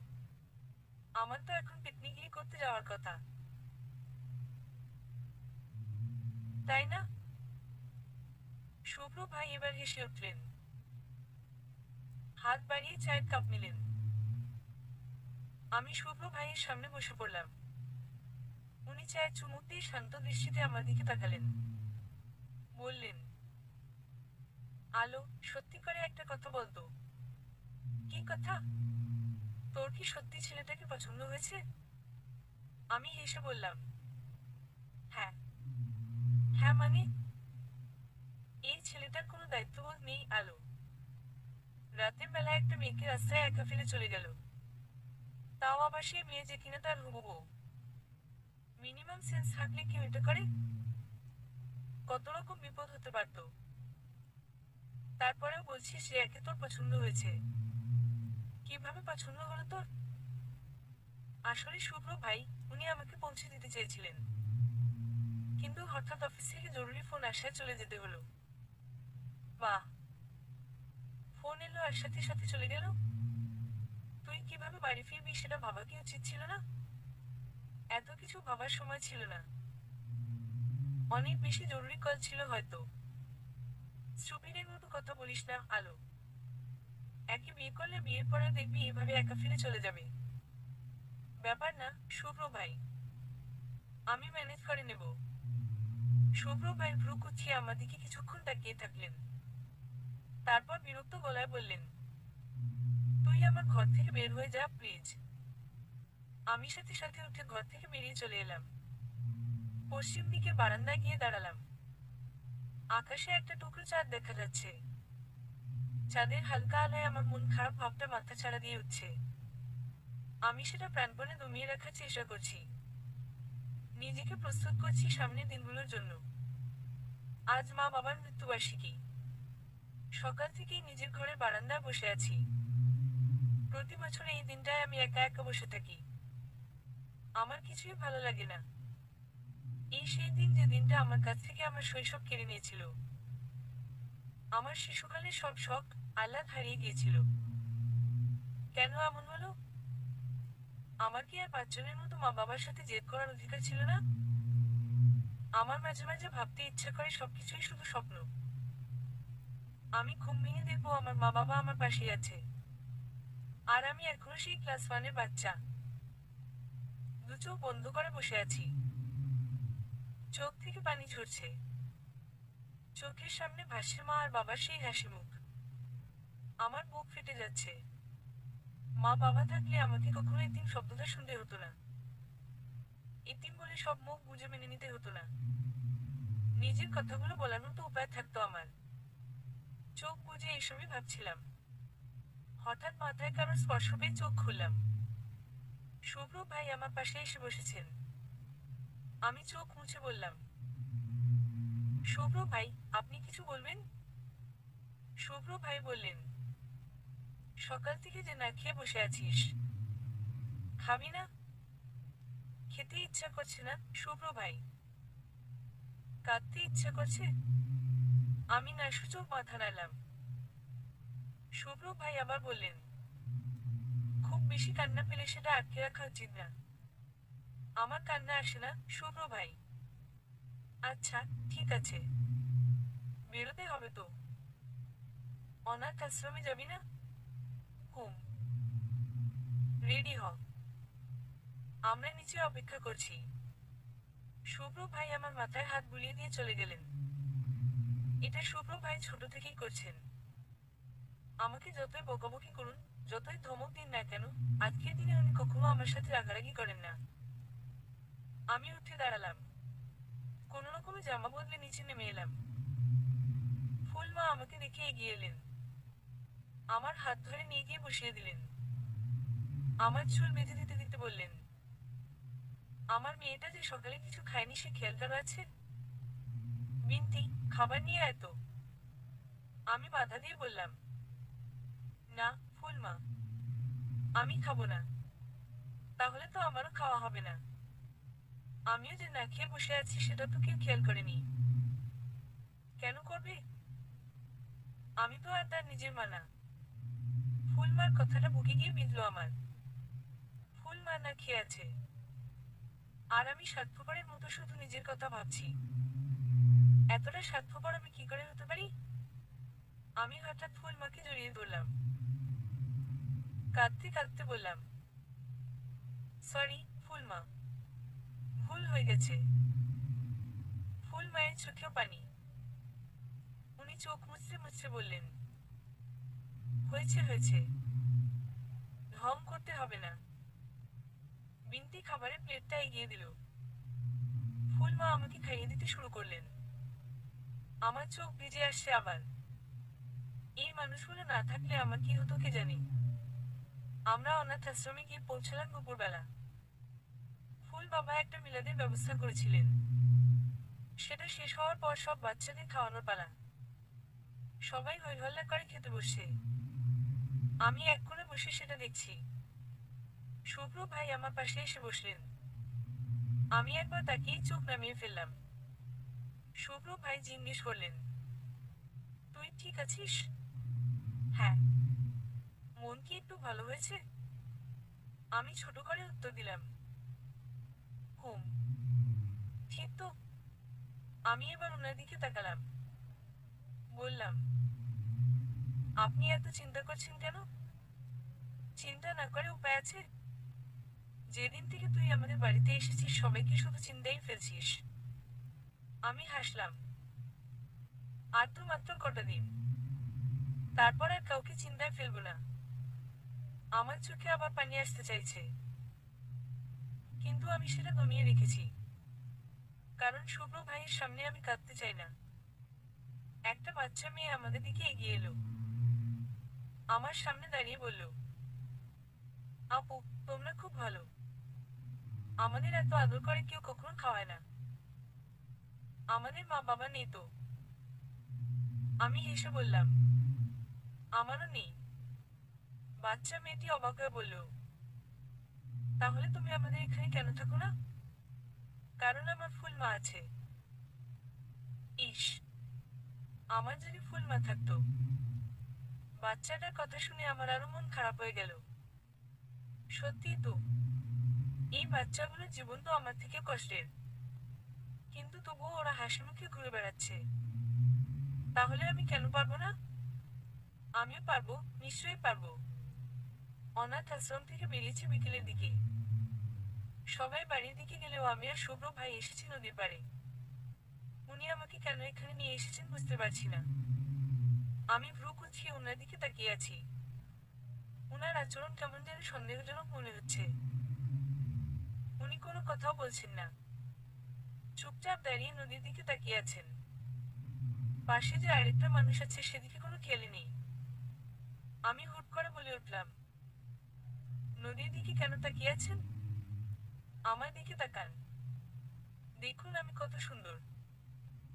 শুভ্র ভাই নিঃশব্দে হাসলেন। আমার দিকে তাকিয়ে বললেন, তুই সুন্দর এই ধারণা তোর কিভাবে হলো? ওহ, হ্যাঁ, আমি তো ভুলেই গিয়েছিলাম যে আমি পেতনি সুন্দরী। শুভ্র ভাই এবার শব্দ করে হাসলেন। আমি বললাম, আমরা এখানে এসেছি কেন? ঘুরতে। পেতনির সাথে ঘুরতে আসার কারণ? শুভ্র ভাই সে প্রশ্নের উত্তর দিলেন না।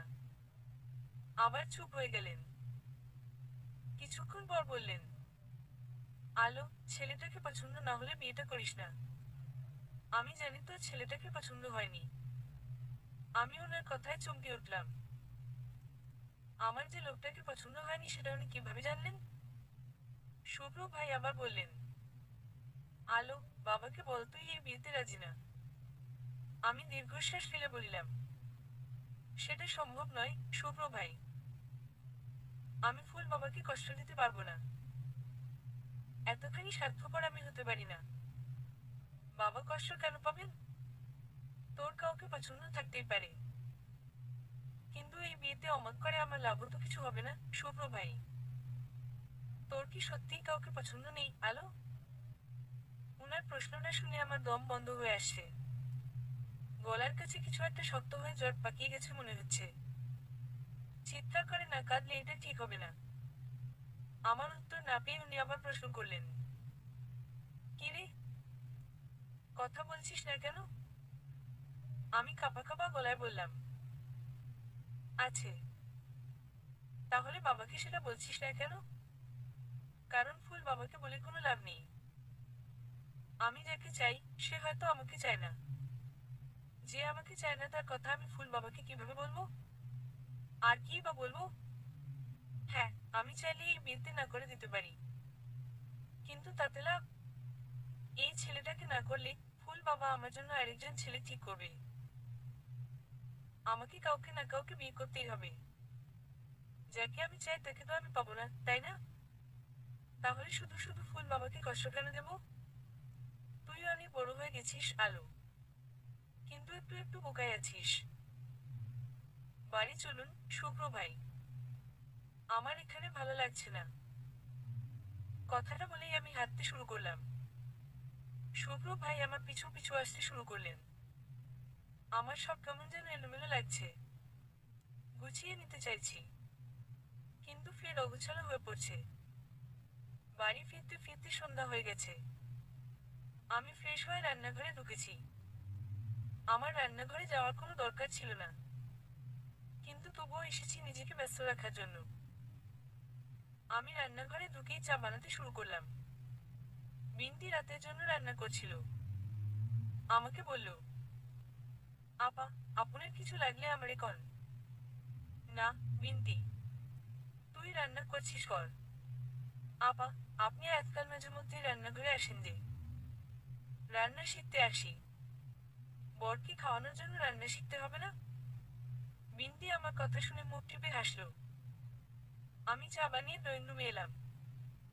ফুল বাবাকে চা দিয়ে আমি সেখানে বসে পড়লাম। ফুল মা কোথা থেকে দৌড়ে এসে বললেন, আলো, স্বপন ফোন করেছিল। ও কাল তোকে নিয়ে এনগেজমেন্ট রিং কিনতে যেতে চায়। এনগেজমেন্ট? ফুল বাবা বললেন, হ্যাঁ মা, দুদিন পর তোর এনগেজমেন্ট আয়োজন করছি। তোর কি কোনো আপত্তি আছে? আমি মৃদু হেসে বললাম, না। আমি জানতাম তুই আপত্তি করবি না। সেই ভরসাতেই ওদের সাথে কথা বলেছি। ফুল মা বললেন, তাহলে কাল বিকেলে যাবি তো? হ্যাঁ, যাব। শুভ্র ভাই বলে উঠলেন, বিয়ের আগে ছেলে মেয়ের এত ঘোরাঘুরি মোটেই ভালো না মা। কেন ভালো না বলছিস কেন? বিয়ের আগে ওরা একজন আরেকজনকে জেনে নেবে না? আমি এবার উঠে দাঁড়ালাম। এসব কথাবার্তা আমার ভালো লাগছে না। আমি সিঁড়ি বেয়ে উপরে উঠছিলাম। হঠাৎ মনে হলো আমার পিছু পিছু কেউ আসছে।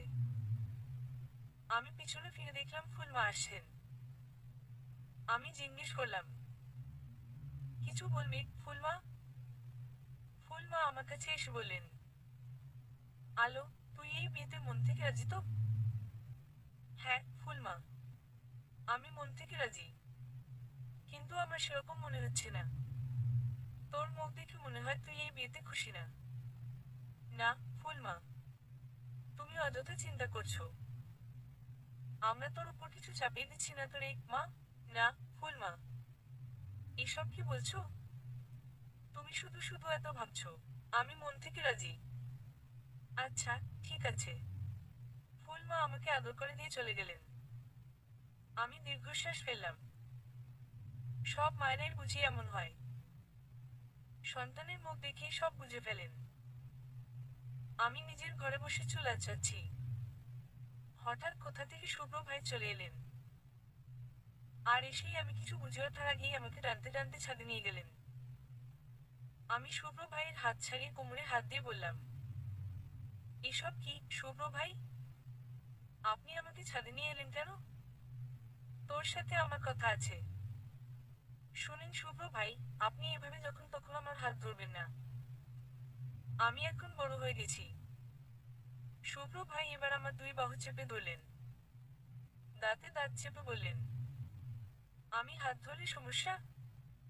আর ওই স্বপন সরকার দাগ এসে বসলে তো কোনো সমস্যা হয় না। আমি অবাক হলাম। স্বপন সাহেব আমার দাগ এসে বসেছিলেন সেটা উনি কি করে জানলেন? আমি তো বলিনি। কিন্তু আমার অবাক হওয়ার ব্যাপারটা আমি শুভ্র ভাইকে বুঝতে দিলাম না। স্বাভাবিকভাবে বললাম, কি আশ্চর্য, উনি তো আমার হবু বর। শুভ্র ভাই ধমক দিয়ে বললেন, চুপ, অনেক হয়েছে এসব। এবার আমাকে সোজাসুজি একটা কথা বলতো। কি কথা? শুভ্র ভাই আমার চোখে চোখ রেখে শান্ত গলায় বললেন, তুই কি আমাকে এখনো ভালোবাসিস আলো? আমি কেঁপে উঠলাম ওনার প্রশ্ন শুনে। আমার হাত পা কাঁপতে শুরু করেছে। দাঁড়িয়ে থাকার শক্তি পাচ্ছি না। আমার চোখে পানি আসতে চাইছে। এতগুলো বছর পর এই প্রশ্নের মানে কি? শুভ্র ভাই আসলে কি চাইছেন? আমাকে কেন এভাবে দুর্বল করে দিচ্ছেন উনি? আমি শুভ্র ভাইকে ধাক্কা দিয়ে সরিয়ে ছাদের একপাশে গিয়ে দাঁড়ালাম। শুভ্র ভাই আমার পাশে এসে দাঁড়ালেন। বললেন, আলো, প্লিজ বল। চুপ করে থাকিস না। উনার আকুলতা ভরা কণ্ঠ আমার বুকে গিয়ে বিঁধল। কিন্তু এখন আমার ফুটবল হলে চলবে না। আমি নিজেকে যথাসাধ্য শান্ত রেখে উত্তর দিলাম, এত বছর পর এই প্রশ্নের মানে কি শুভ্র ভাই? মানে আছে আলো, মানে আছে। তুই শুধু একবার আমাকে বল। শুভ্র ভাই, এখন এসব কথার কোনো কোনো মানে হয় না।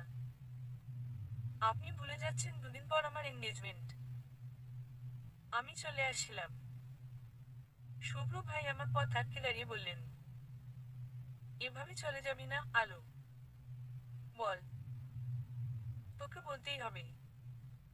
আমি হঠাৎ চিৎকার করে বলে উঠলাম, কি বলবো আমি? কি বলবো?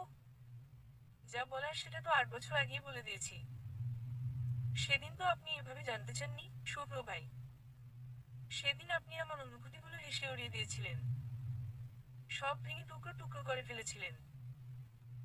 তাহলে 1 বছর পর আবার কেন জানতে এসেছেন?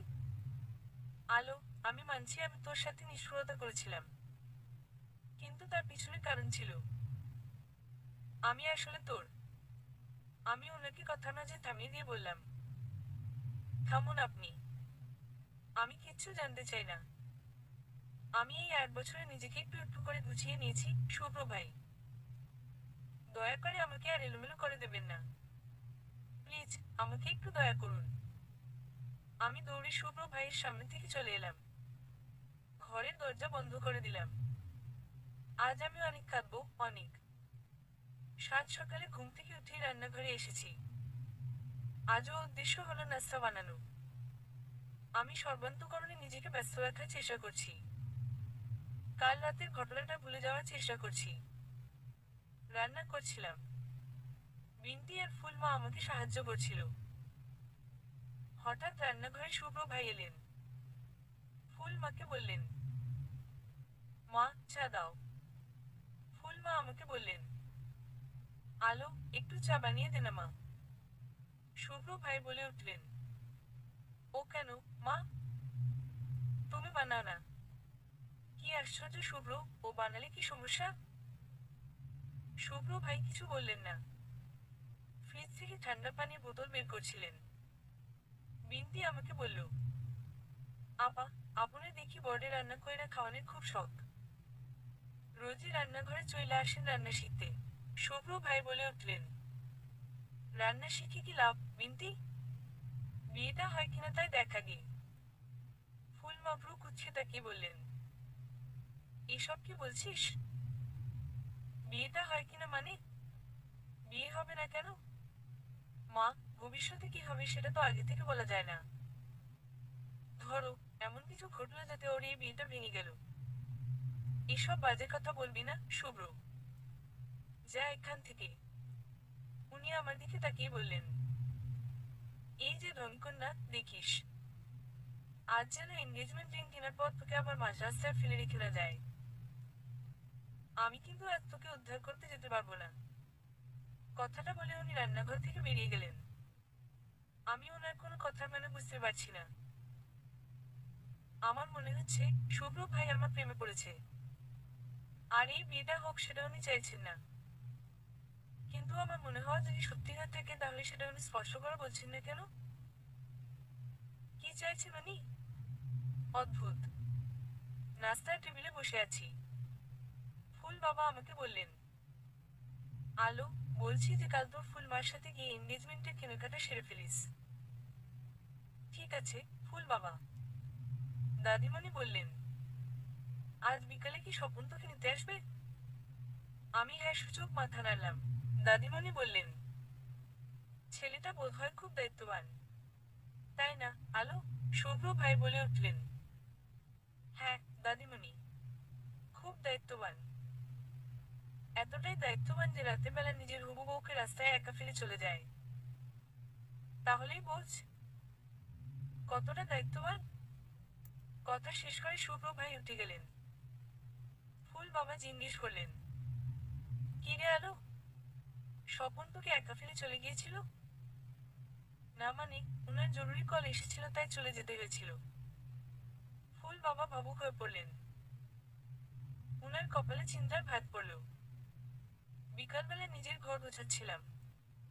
ফুল মা ছুটে এসে বললেন, আলো, তুই এখনো রেডি হসনি কেন? স্বপন তো এসে গেছে। এখনই রেডি হচ্ছি। তাড়াতাড়ি কর মা। এক কাজ কর, গোলাপি জামদানিটা পর। আমি শাড়িটা বের করলাম। ফুল মা বললেন, আমার ঝুমকা জোড়া পরবি আলো? নিয়ে আসবো? নিয়ে এসো। আমি আজও খুব যত্ন করে সাজলাম। আজ চুল খোলা রাখিনি, চুলে খোপা বেঁধেছি। আমি রেডি হয়ে নিচে নেমে গেলাম। দেখলাম স্বপন সাহেব ফুল বাবার সাথে গল্প করছিলেন। আমাকে নামতে রেখে উঠে দাঁড়ালেন। ফুল বাবাকে বলবেন, তাহলে যাই আঙ্কেল, ইতোমধ্যেই দেরি হয়ে গেছে। ঠিক আছে, সাবধানে যেও। আমরা বেরিয়ে এলাম। স্বপন সাহেবের বিশাল গাড়িতে উঠে বসলাম। গাড়ির পিছনে অনেক জায়গা, কিন্তু স্বপন সাহেব বসেছেন আমার গা ঘেঁষে। আমার ভীষণ অস্বস্তি লাগছে। আমি প্রাণপণে সেটা দমিয়ে রাখার চেষ্টা করছি। একবার ইচ্ছা হলো মুখের উপর ওনাকে সরে বসতে বলি, কিন্তু তাতে হিতে বিপরীত হতে পারে। তাই বললাম না। আমি অস্বস্তি কমানোর জন্য অন্যদিকে মন দেওয়ার চেষ্টা করলাম। মুখে হাসি টানার চেষ্টা করে বললাম, আপনার আজ কোনো জরুরি কাজ নেই তো? আপাতত নেই, তবে হঠাৎ কাজ পড়ে যেতে পারে। কাজ পড়ে গেলে কি আবার আমাকে একা ফেলে চলে যাবেন? যদি যেতে হয় তাহলে যাব। শোনো আলো, সব পরিস্থিতিতে নিজেকে মানিয়ে নিতে শিখতে হবে তোমাকে। একা একা চলাফেরা করার অভ্যাস থাকা ভালো। আমি কিছু বললাম না। স্বপন সাহেব জিজ্ঞেস করলেন, তুমি গোল্ড রিং কিনতে চাও নাকি ডায়মন্ড? স্বপন সাহেব কথা বলতে বলতে ওনার একটা হাত আমার হাতের উপর তুলে দিয়েছেন। আমার প্রচুর বিরক্ত লাগছে এবার। আমি কোনো মতো বললাম, আপনার যা ইচ্ছা। দোকানের সামনে এসে গাড়ি থেকে নামতেই হাঁফ ছেড়ে বাঁচলাম আমি। মনে হচ্ছে এতক্ষণ আমি বন্দি কারাগারে দম বন্ধ হয়ে পড়েছিলাম। দোকানে গিয়ে স্বপন সাহেব আমাকে আংটি পছন্দ করতে বললেন। আমার গয়নার প্রতি তেমন আগ্রহ কোনকালেই ছিল না, তবুও একটা আংটি আমি পছন্দ করলাম। স্বপন সাহেব আংটিটা হাতে নিয়ে ঘুরিয়ে ফিরিয়ে দেখলেন। তারপর মুখ কোথা করে বললেন, এটা তো অনেক কম দামি আংটি। এটা পছন্দ হলো তোমার? দামে কি যায় আসে? এটা দেখতে তো বেশ সুন্দর। দামে অবশ্যই যায় আসে। তুমি স্বপন সরকারের বউ হতে চলেছ, আলো। এখন এত সস্তায় জিনিস পছন্দ করলে চলবে না। আমার তো একটা প্রেস্টিজের ব্যাপার আছে। আমি চুপ করে গেলাম। স্বপন সাহেব অনেক দামি একটা আংটি কিনলেন। দোকান থেকে বেরিয়ে এলাম। আবার স্বপন সাহেবের সাথে গাড়িতে যেতে হবে। কথাটা ভাবতেই আমার নিঃশ্বাস বন্ধ হয়ে আসছে। আবার এতটা রাস্তা কি করে সহ্য করবো এই লোকটাকে? গাড়ির দিকে এগোতেই কোথা থেকে যেন শুভ্র ভাই এসে সামনে দাঁড়ালেন।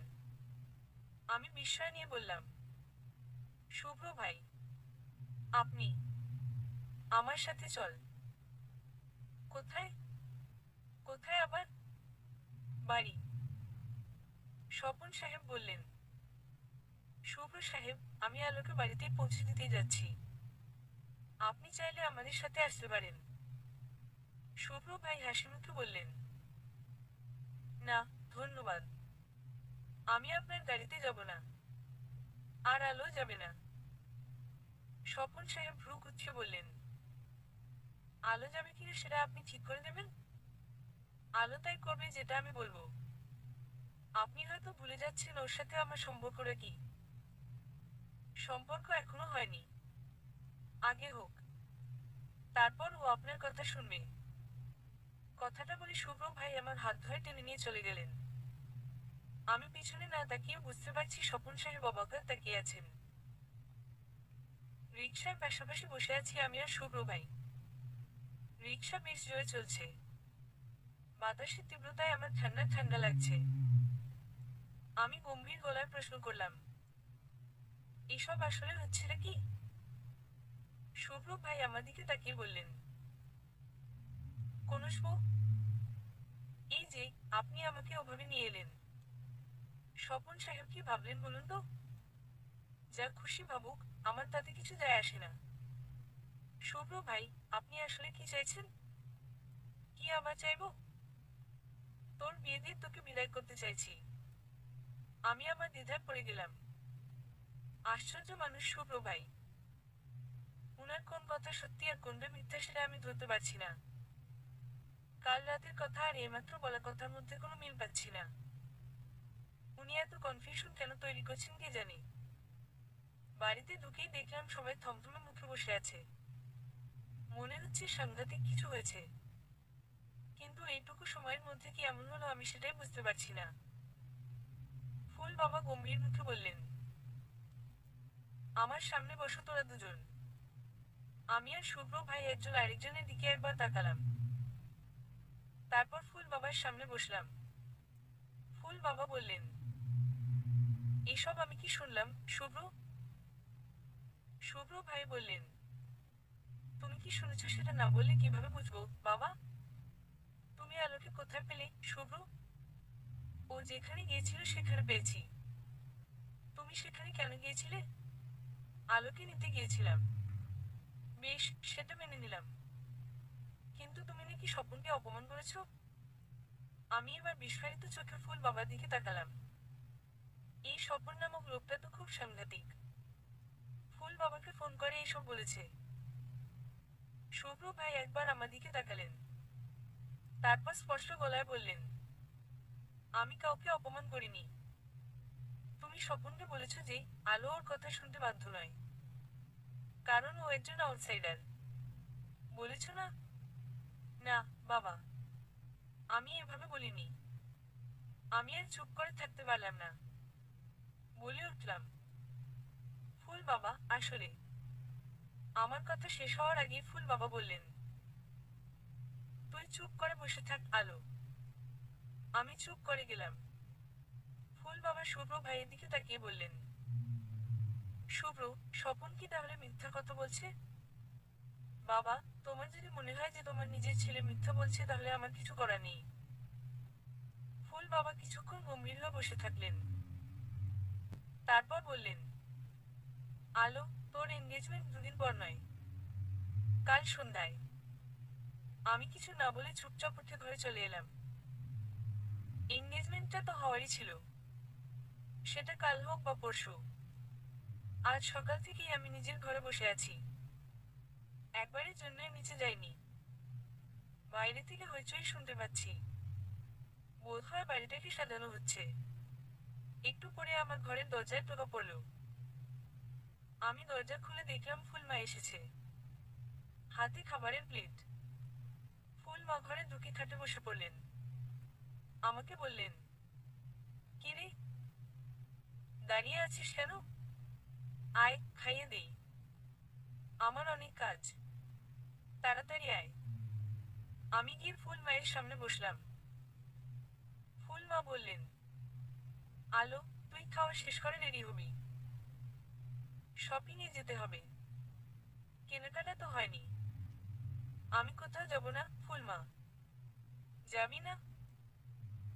তোর জিনিস তুই পছন্দ করে কিনবি না? তোমার যা পছন্দ হয় তাই নিয়ে এসো, ফুল মা। আমার বাইরে বেরোতে ইচ্ছে করছে না। ফুল মা ভ্রু কুচকে আমার দিকে তাকিয়ে থাকলেন কিছুক্ষণ। শান্ত গলায় বললেন, আলো, এখনো সময় আছে। তুই বিয়েতে রাজি কিনা সেটা বল। রাজি কেন হব না?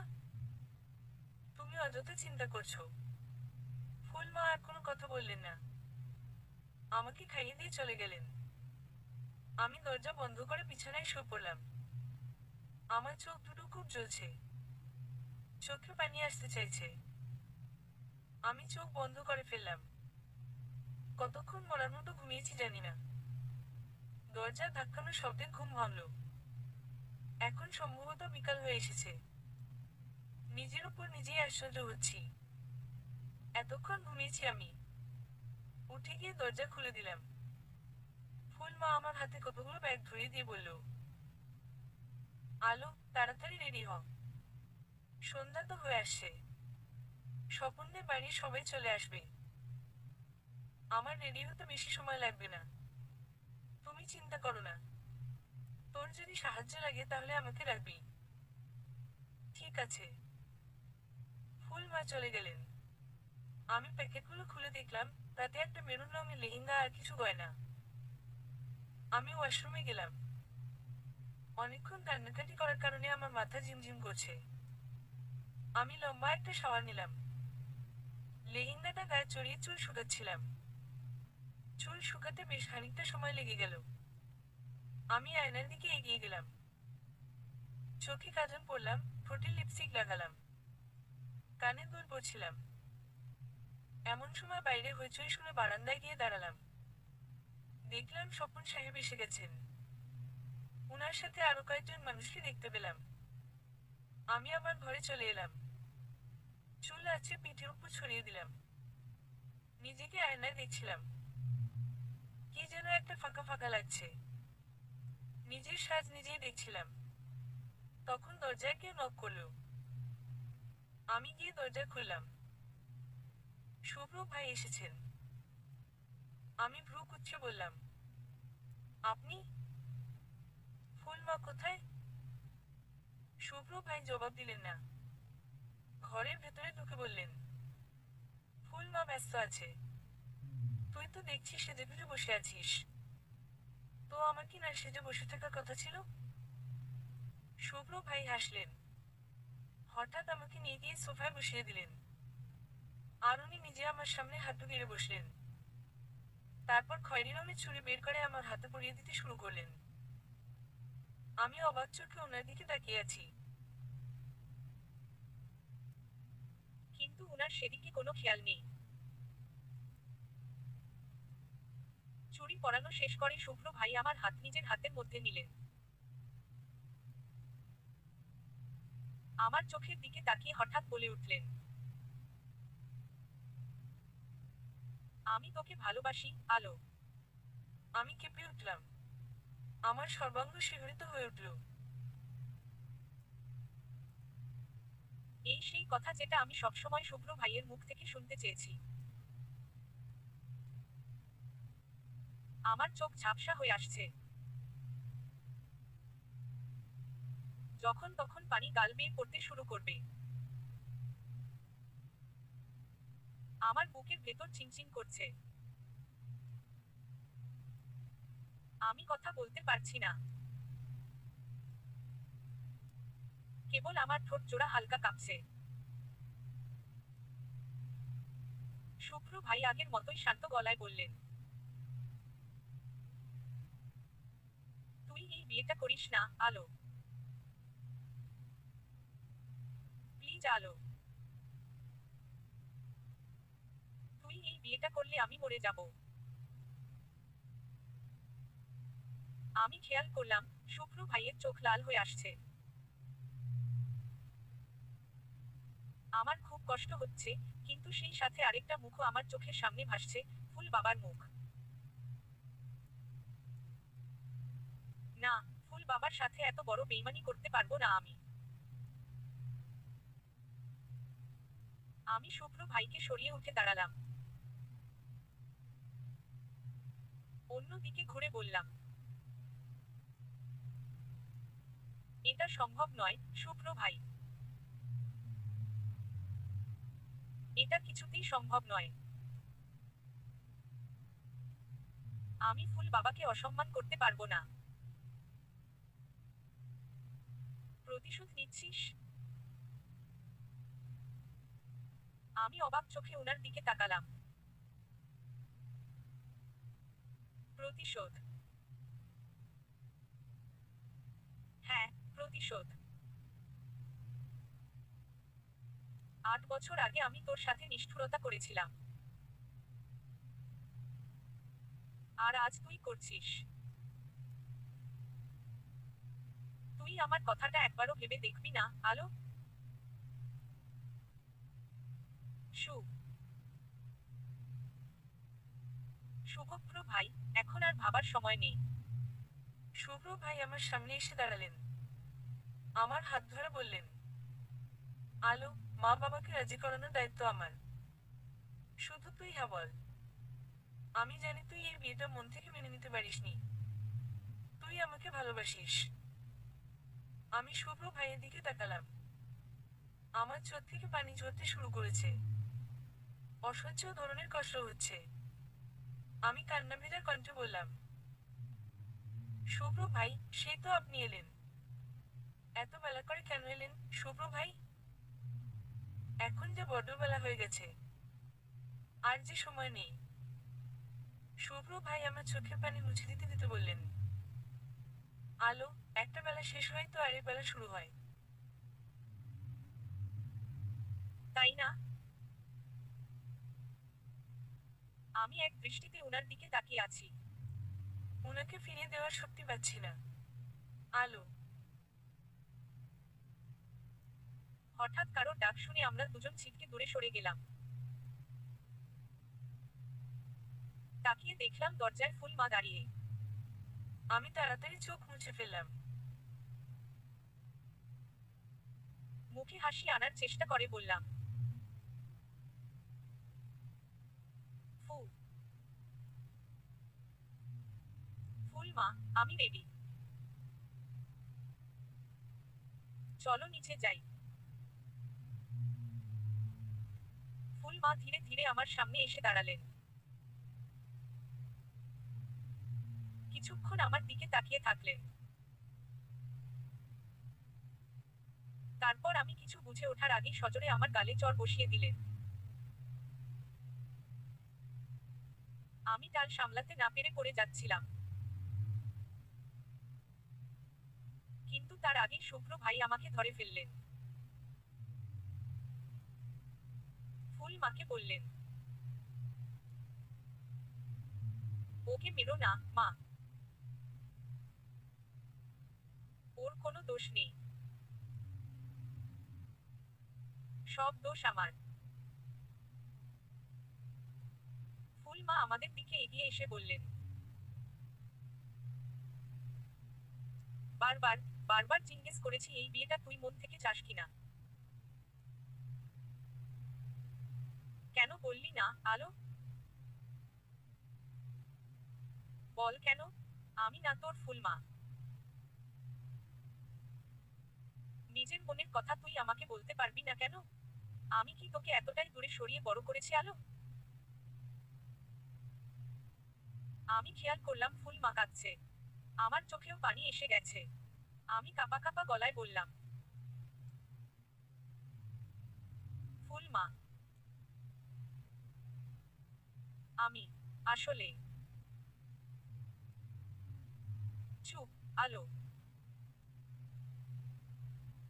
কোনো ব্যাখ্যা দেওয়ার চেষ্টা করবি না। তুই আসলে আমাকে মা বলে ভাবিসই না। কেন ভাববি? আমি তো তোর নিজের মা না। আমি দৌড়ে গিয়ে ফুল মাকে জড়িয়ে ধরলাম। বলতে শুরু করলাম, সরি ফুল মা, আমার ভুল হয়ে গেছে। কিন্তু আমি তোমাকে মা ভাবি না, এমন কথা বলো না। আমাকে মাফ করে দাও ফুল মা। শুভ্র ভাই ফুল মার কাছে এসে বললেন, মা, আলোর কোনো দোষ নেই। আমি যে ওকে ভালোবাসি সেটা আমি ওকে এতদিন বলিনি। আর এত বছরে কোনো আশার কথা আমি ওকে বলিনি। তাই ও এই বিয়েতে না বলার মতো ভরসা পায়নি মা। শুভ্র ভাইয়ের কথা শেষ হতেই ফুল মা উনার গালেও চড় মারলেন। তারপর আমাদের দুজনের হাত ধরে বললেন, চল আমার সাথে। ফুল মা আমাকে আর শুভ্র ভাইকে নিয়ে নিচে নেমে এলেন। নিচে সবাই এনগেজমেন্টের জন্যই অপেক্ষা করছিল। ফুল মা আমাদের দুজনকে সাথে নিয়ে স্বপন সাহেবের সামনে গিয়ে দাঁড়ালেন। স্পষ্ট গলায় বললেন, আমাদের ক্ষমা করো বাবা, আমরা এই বিয়েটা দিতে পারবো না। ফুল বাবা উঠে দাঁড়িয়ে বললেন, এসব কি বলছো তুমি? ঠিকই বলেছি, আলো স্বপনকে বিয়ে করবে না। আলো আর শুভ্র দুজন দুজনকে ভালোবাসে। আমি ওদের বিয়ে দেব। কি? শুভ্র আলো একজন আরেকজনকে ভালোবাসে। ফুল বাবা বিস্ফারিত চোখে আমাদের দিকে তাকিয়ে আছেন। আমি কিছুই বলতে পারছি না। মাথা নিচু করে দাঁড়িয়ে আছি। শুভ্র ভাই বলে উঠলেন, হ্যাঁ বাবা, আমি আলোকে ভালোবাসি। ওকে আমি বিয়ে করব, অন্য কেউ নয়। ফুলমা স্বপন সাহেবের বাড়ির সবার উদ্দেশ্যে বললেন, আপনারা আমাদের মাফ করবেন। কিন্তু আপনাদের ছেলের সাথে আলোর এনগেজমেন্ট হবে না। আপনারা দয়া করে আসুন। স্বপন সাহেবের বাড়ির লোকরা চলে গেলেন। তবে চুপচাপ যাননি। অনেক ধরনের কথা বলেছেন। এটা কি ধরনের ভদ্রতা? মেয়ের প্রেম আছে সেটা আগে বললেই হতো, আমাদের ডেকে আনার কি দরকার ছিল, ইত্যাদি ইত্যাদি। উনারা চলে যেতেই ফুল বাবা এসে শুভ্র ভাইকে সজোরে থাপ্পড় মারলেন। রাগী গলায় বললেন, আগে কেন বললি না? কেন এভাবে রং তামাশা করলি? কি লাভ হলো? ফুল মা থামিয়ে দিয়ে বললেন, তুমি থামো তো এখন। পরে তুমি আর আমি দুজন একসাথে শুভ্রকে বকা দেব। তার আগে শুভ্র আলোর এনগেজমেন্টটা হতে দাও। ফুল বাবা বললেন, না, এখানে কোনো এনগেজমেন্ট হবে না। শুভ্র ভাই এগিয়ে গিয়ে বললেন, বাবা আমার। চুপ, একটা কথাও তুমি বলবে না। আমি স্তব্ধ হয়ে দাঁড়িয়ে আছি। এসব কি হচ্ছে, আর কি হতে চলেছে, কিছুই আমি বুঝতে পারছি না। মাথার ভেতরটা কেমন ফাঁকা ফাঁকা লাগছে। ফুল বাবা চিৎকার করে আজম চাচাকে ডাকলেন, আজম, এদিকে এসো। আজম চাচা এসে ভয় ভয় বলল, কি হয়েছে ভাইজান? তাড়াতাড়ি গিয়ে কাজে ডেকে আনো। আজ শুভ্র আর আলোর বিয়ে হবে। আজম চাচা হাসি মুখে বললেন, এক্ষুনি যাইতেছি।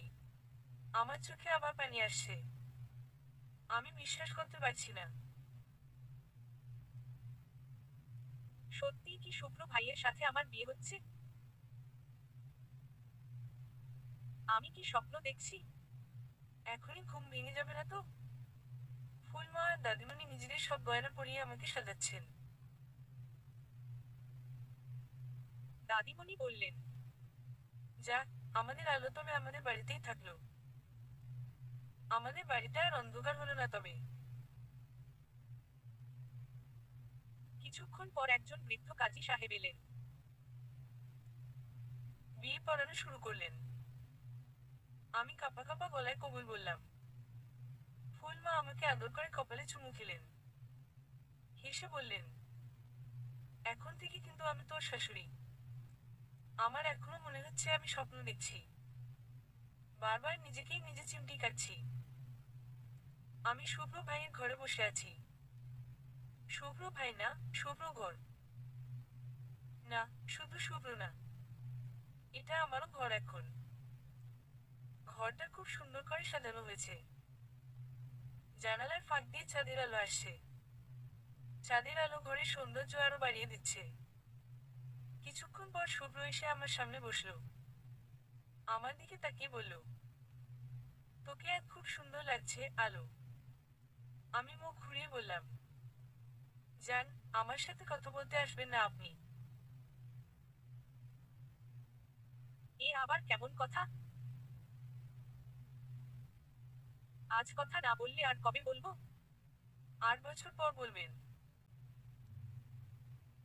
কি? হ্যাঁ। আপনি 8 বছর ধরে আমাকে কষ্ট দিয়েছেন। এখন আমি তার প্রতিশোধ নেব। শুভ্র হেসে বলল, আমি তোকে তখনও ভালোবাসতাম, কিন্তু তোকে ফিরিয়ে দিয়েছিলাম কারণ তোর বয়স খুব কম ছিল। আমি চাইনি তোর পড়াশোনার কোনো ক্ষতি হোক। আমি কিছু বললাম না। চুপ করে বসে রইলাম। শুভ্র আবার বলল, ভুল হয়ে গেছে, বউ। সবকিছু ভুলে আমরা কি নতুন করে পাশাপাশি পথ চলতে পারি না? উনার বউ ডাকটা শুনে আমার গায়ে কাঁটা দিল। আমি উনার দিকে তাকিয়ে বললাম, শুনেন, পাশাপাশি পথ চলতে চাইলে চলুন। মানা করেছে কে? শুভ্র এবার মুচকি হেসে আমার পাশে এসে বসলো। আমাকে নিজের সাথে জড়িয়ে নিল। আমি লজ্জা পেয়ে উনার বুকে মুখ লুকিয়ে ফেললাম। মনে হচ্ছে আমি এই দুনিয়াতে সবচেয়ে সুখী মানুষ। ইস, পৃথিবীটা কি ভীষণ রকম সুখের। সমাপ্ত।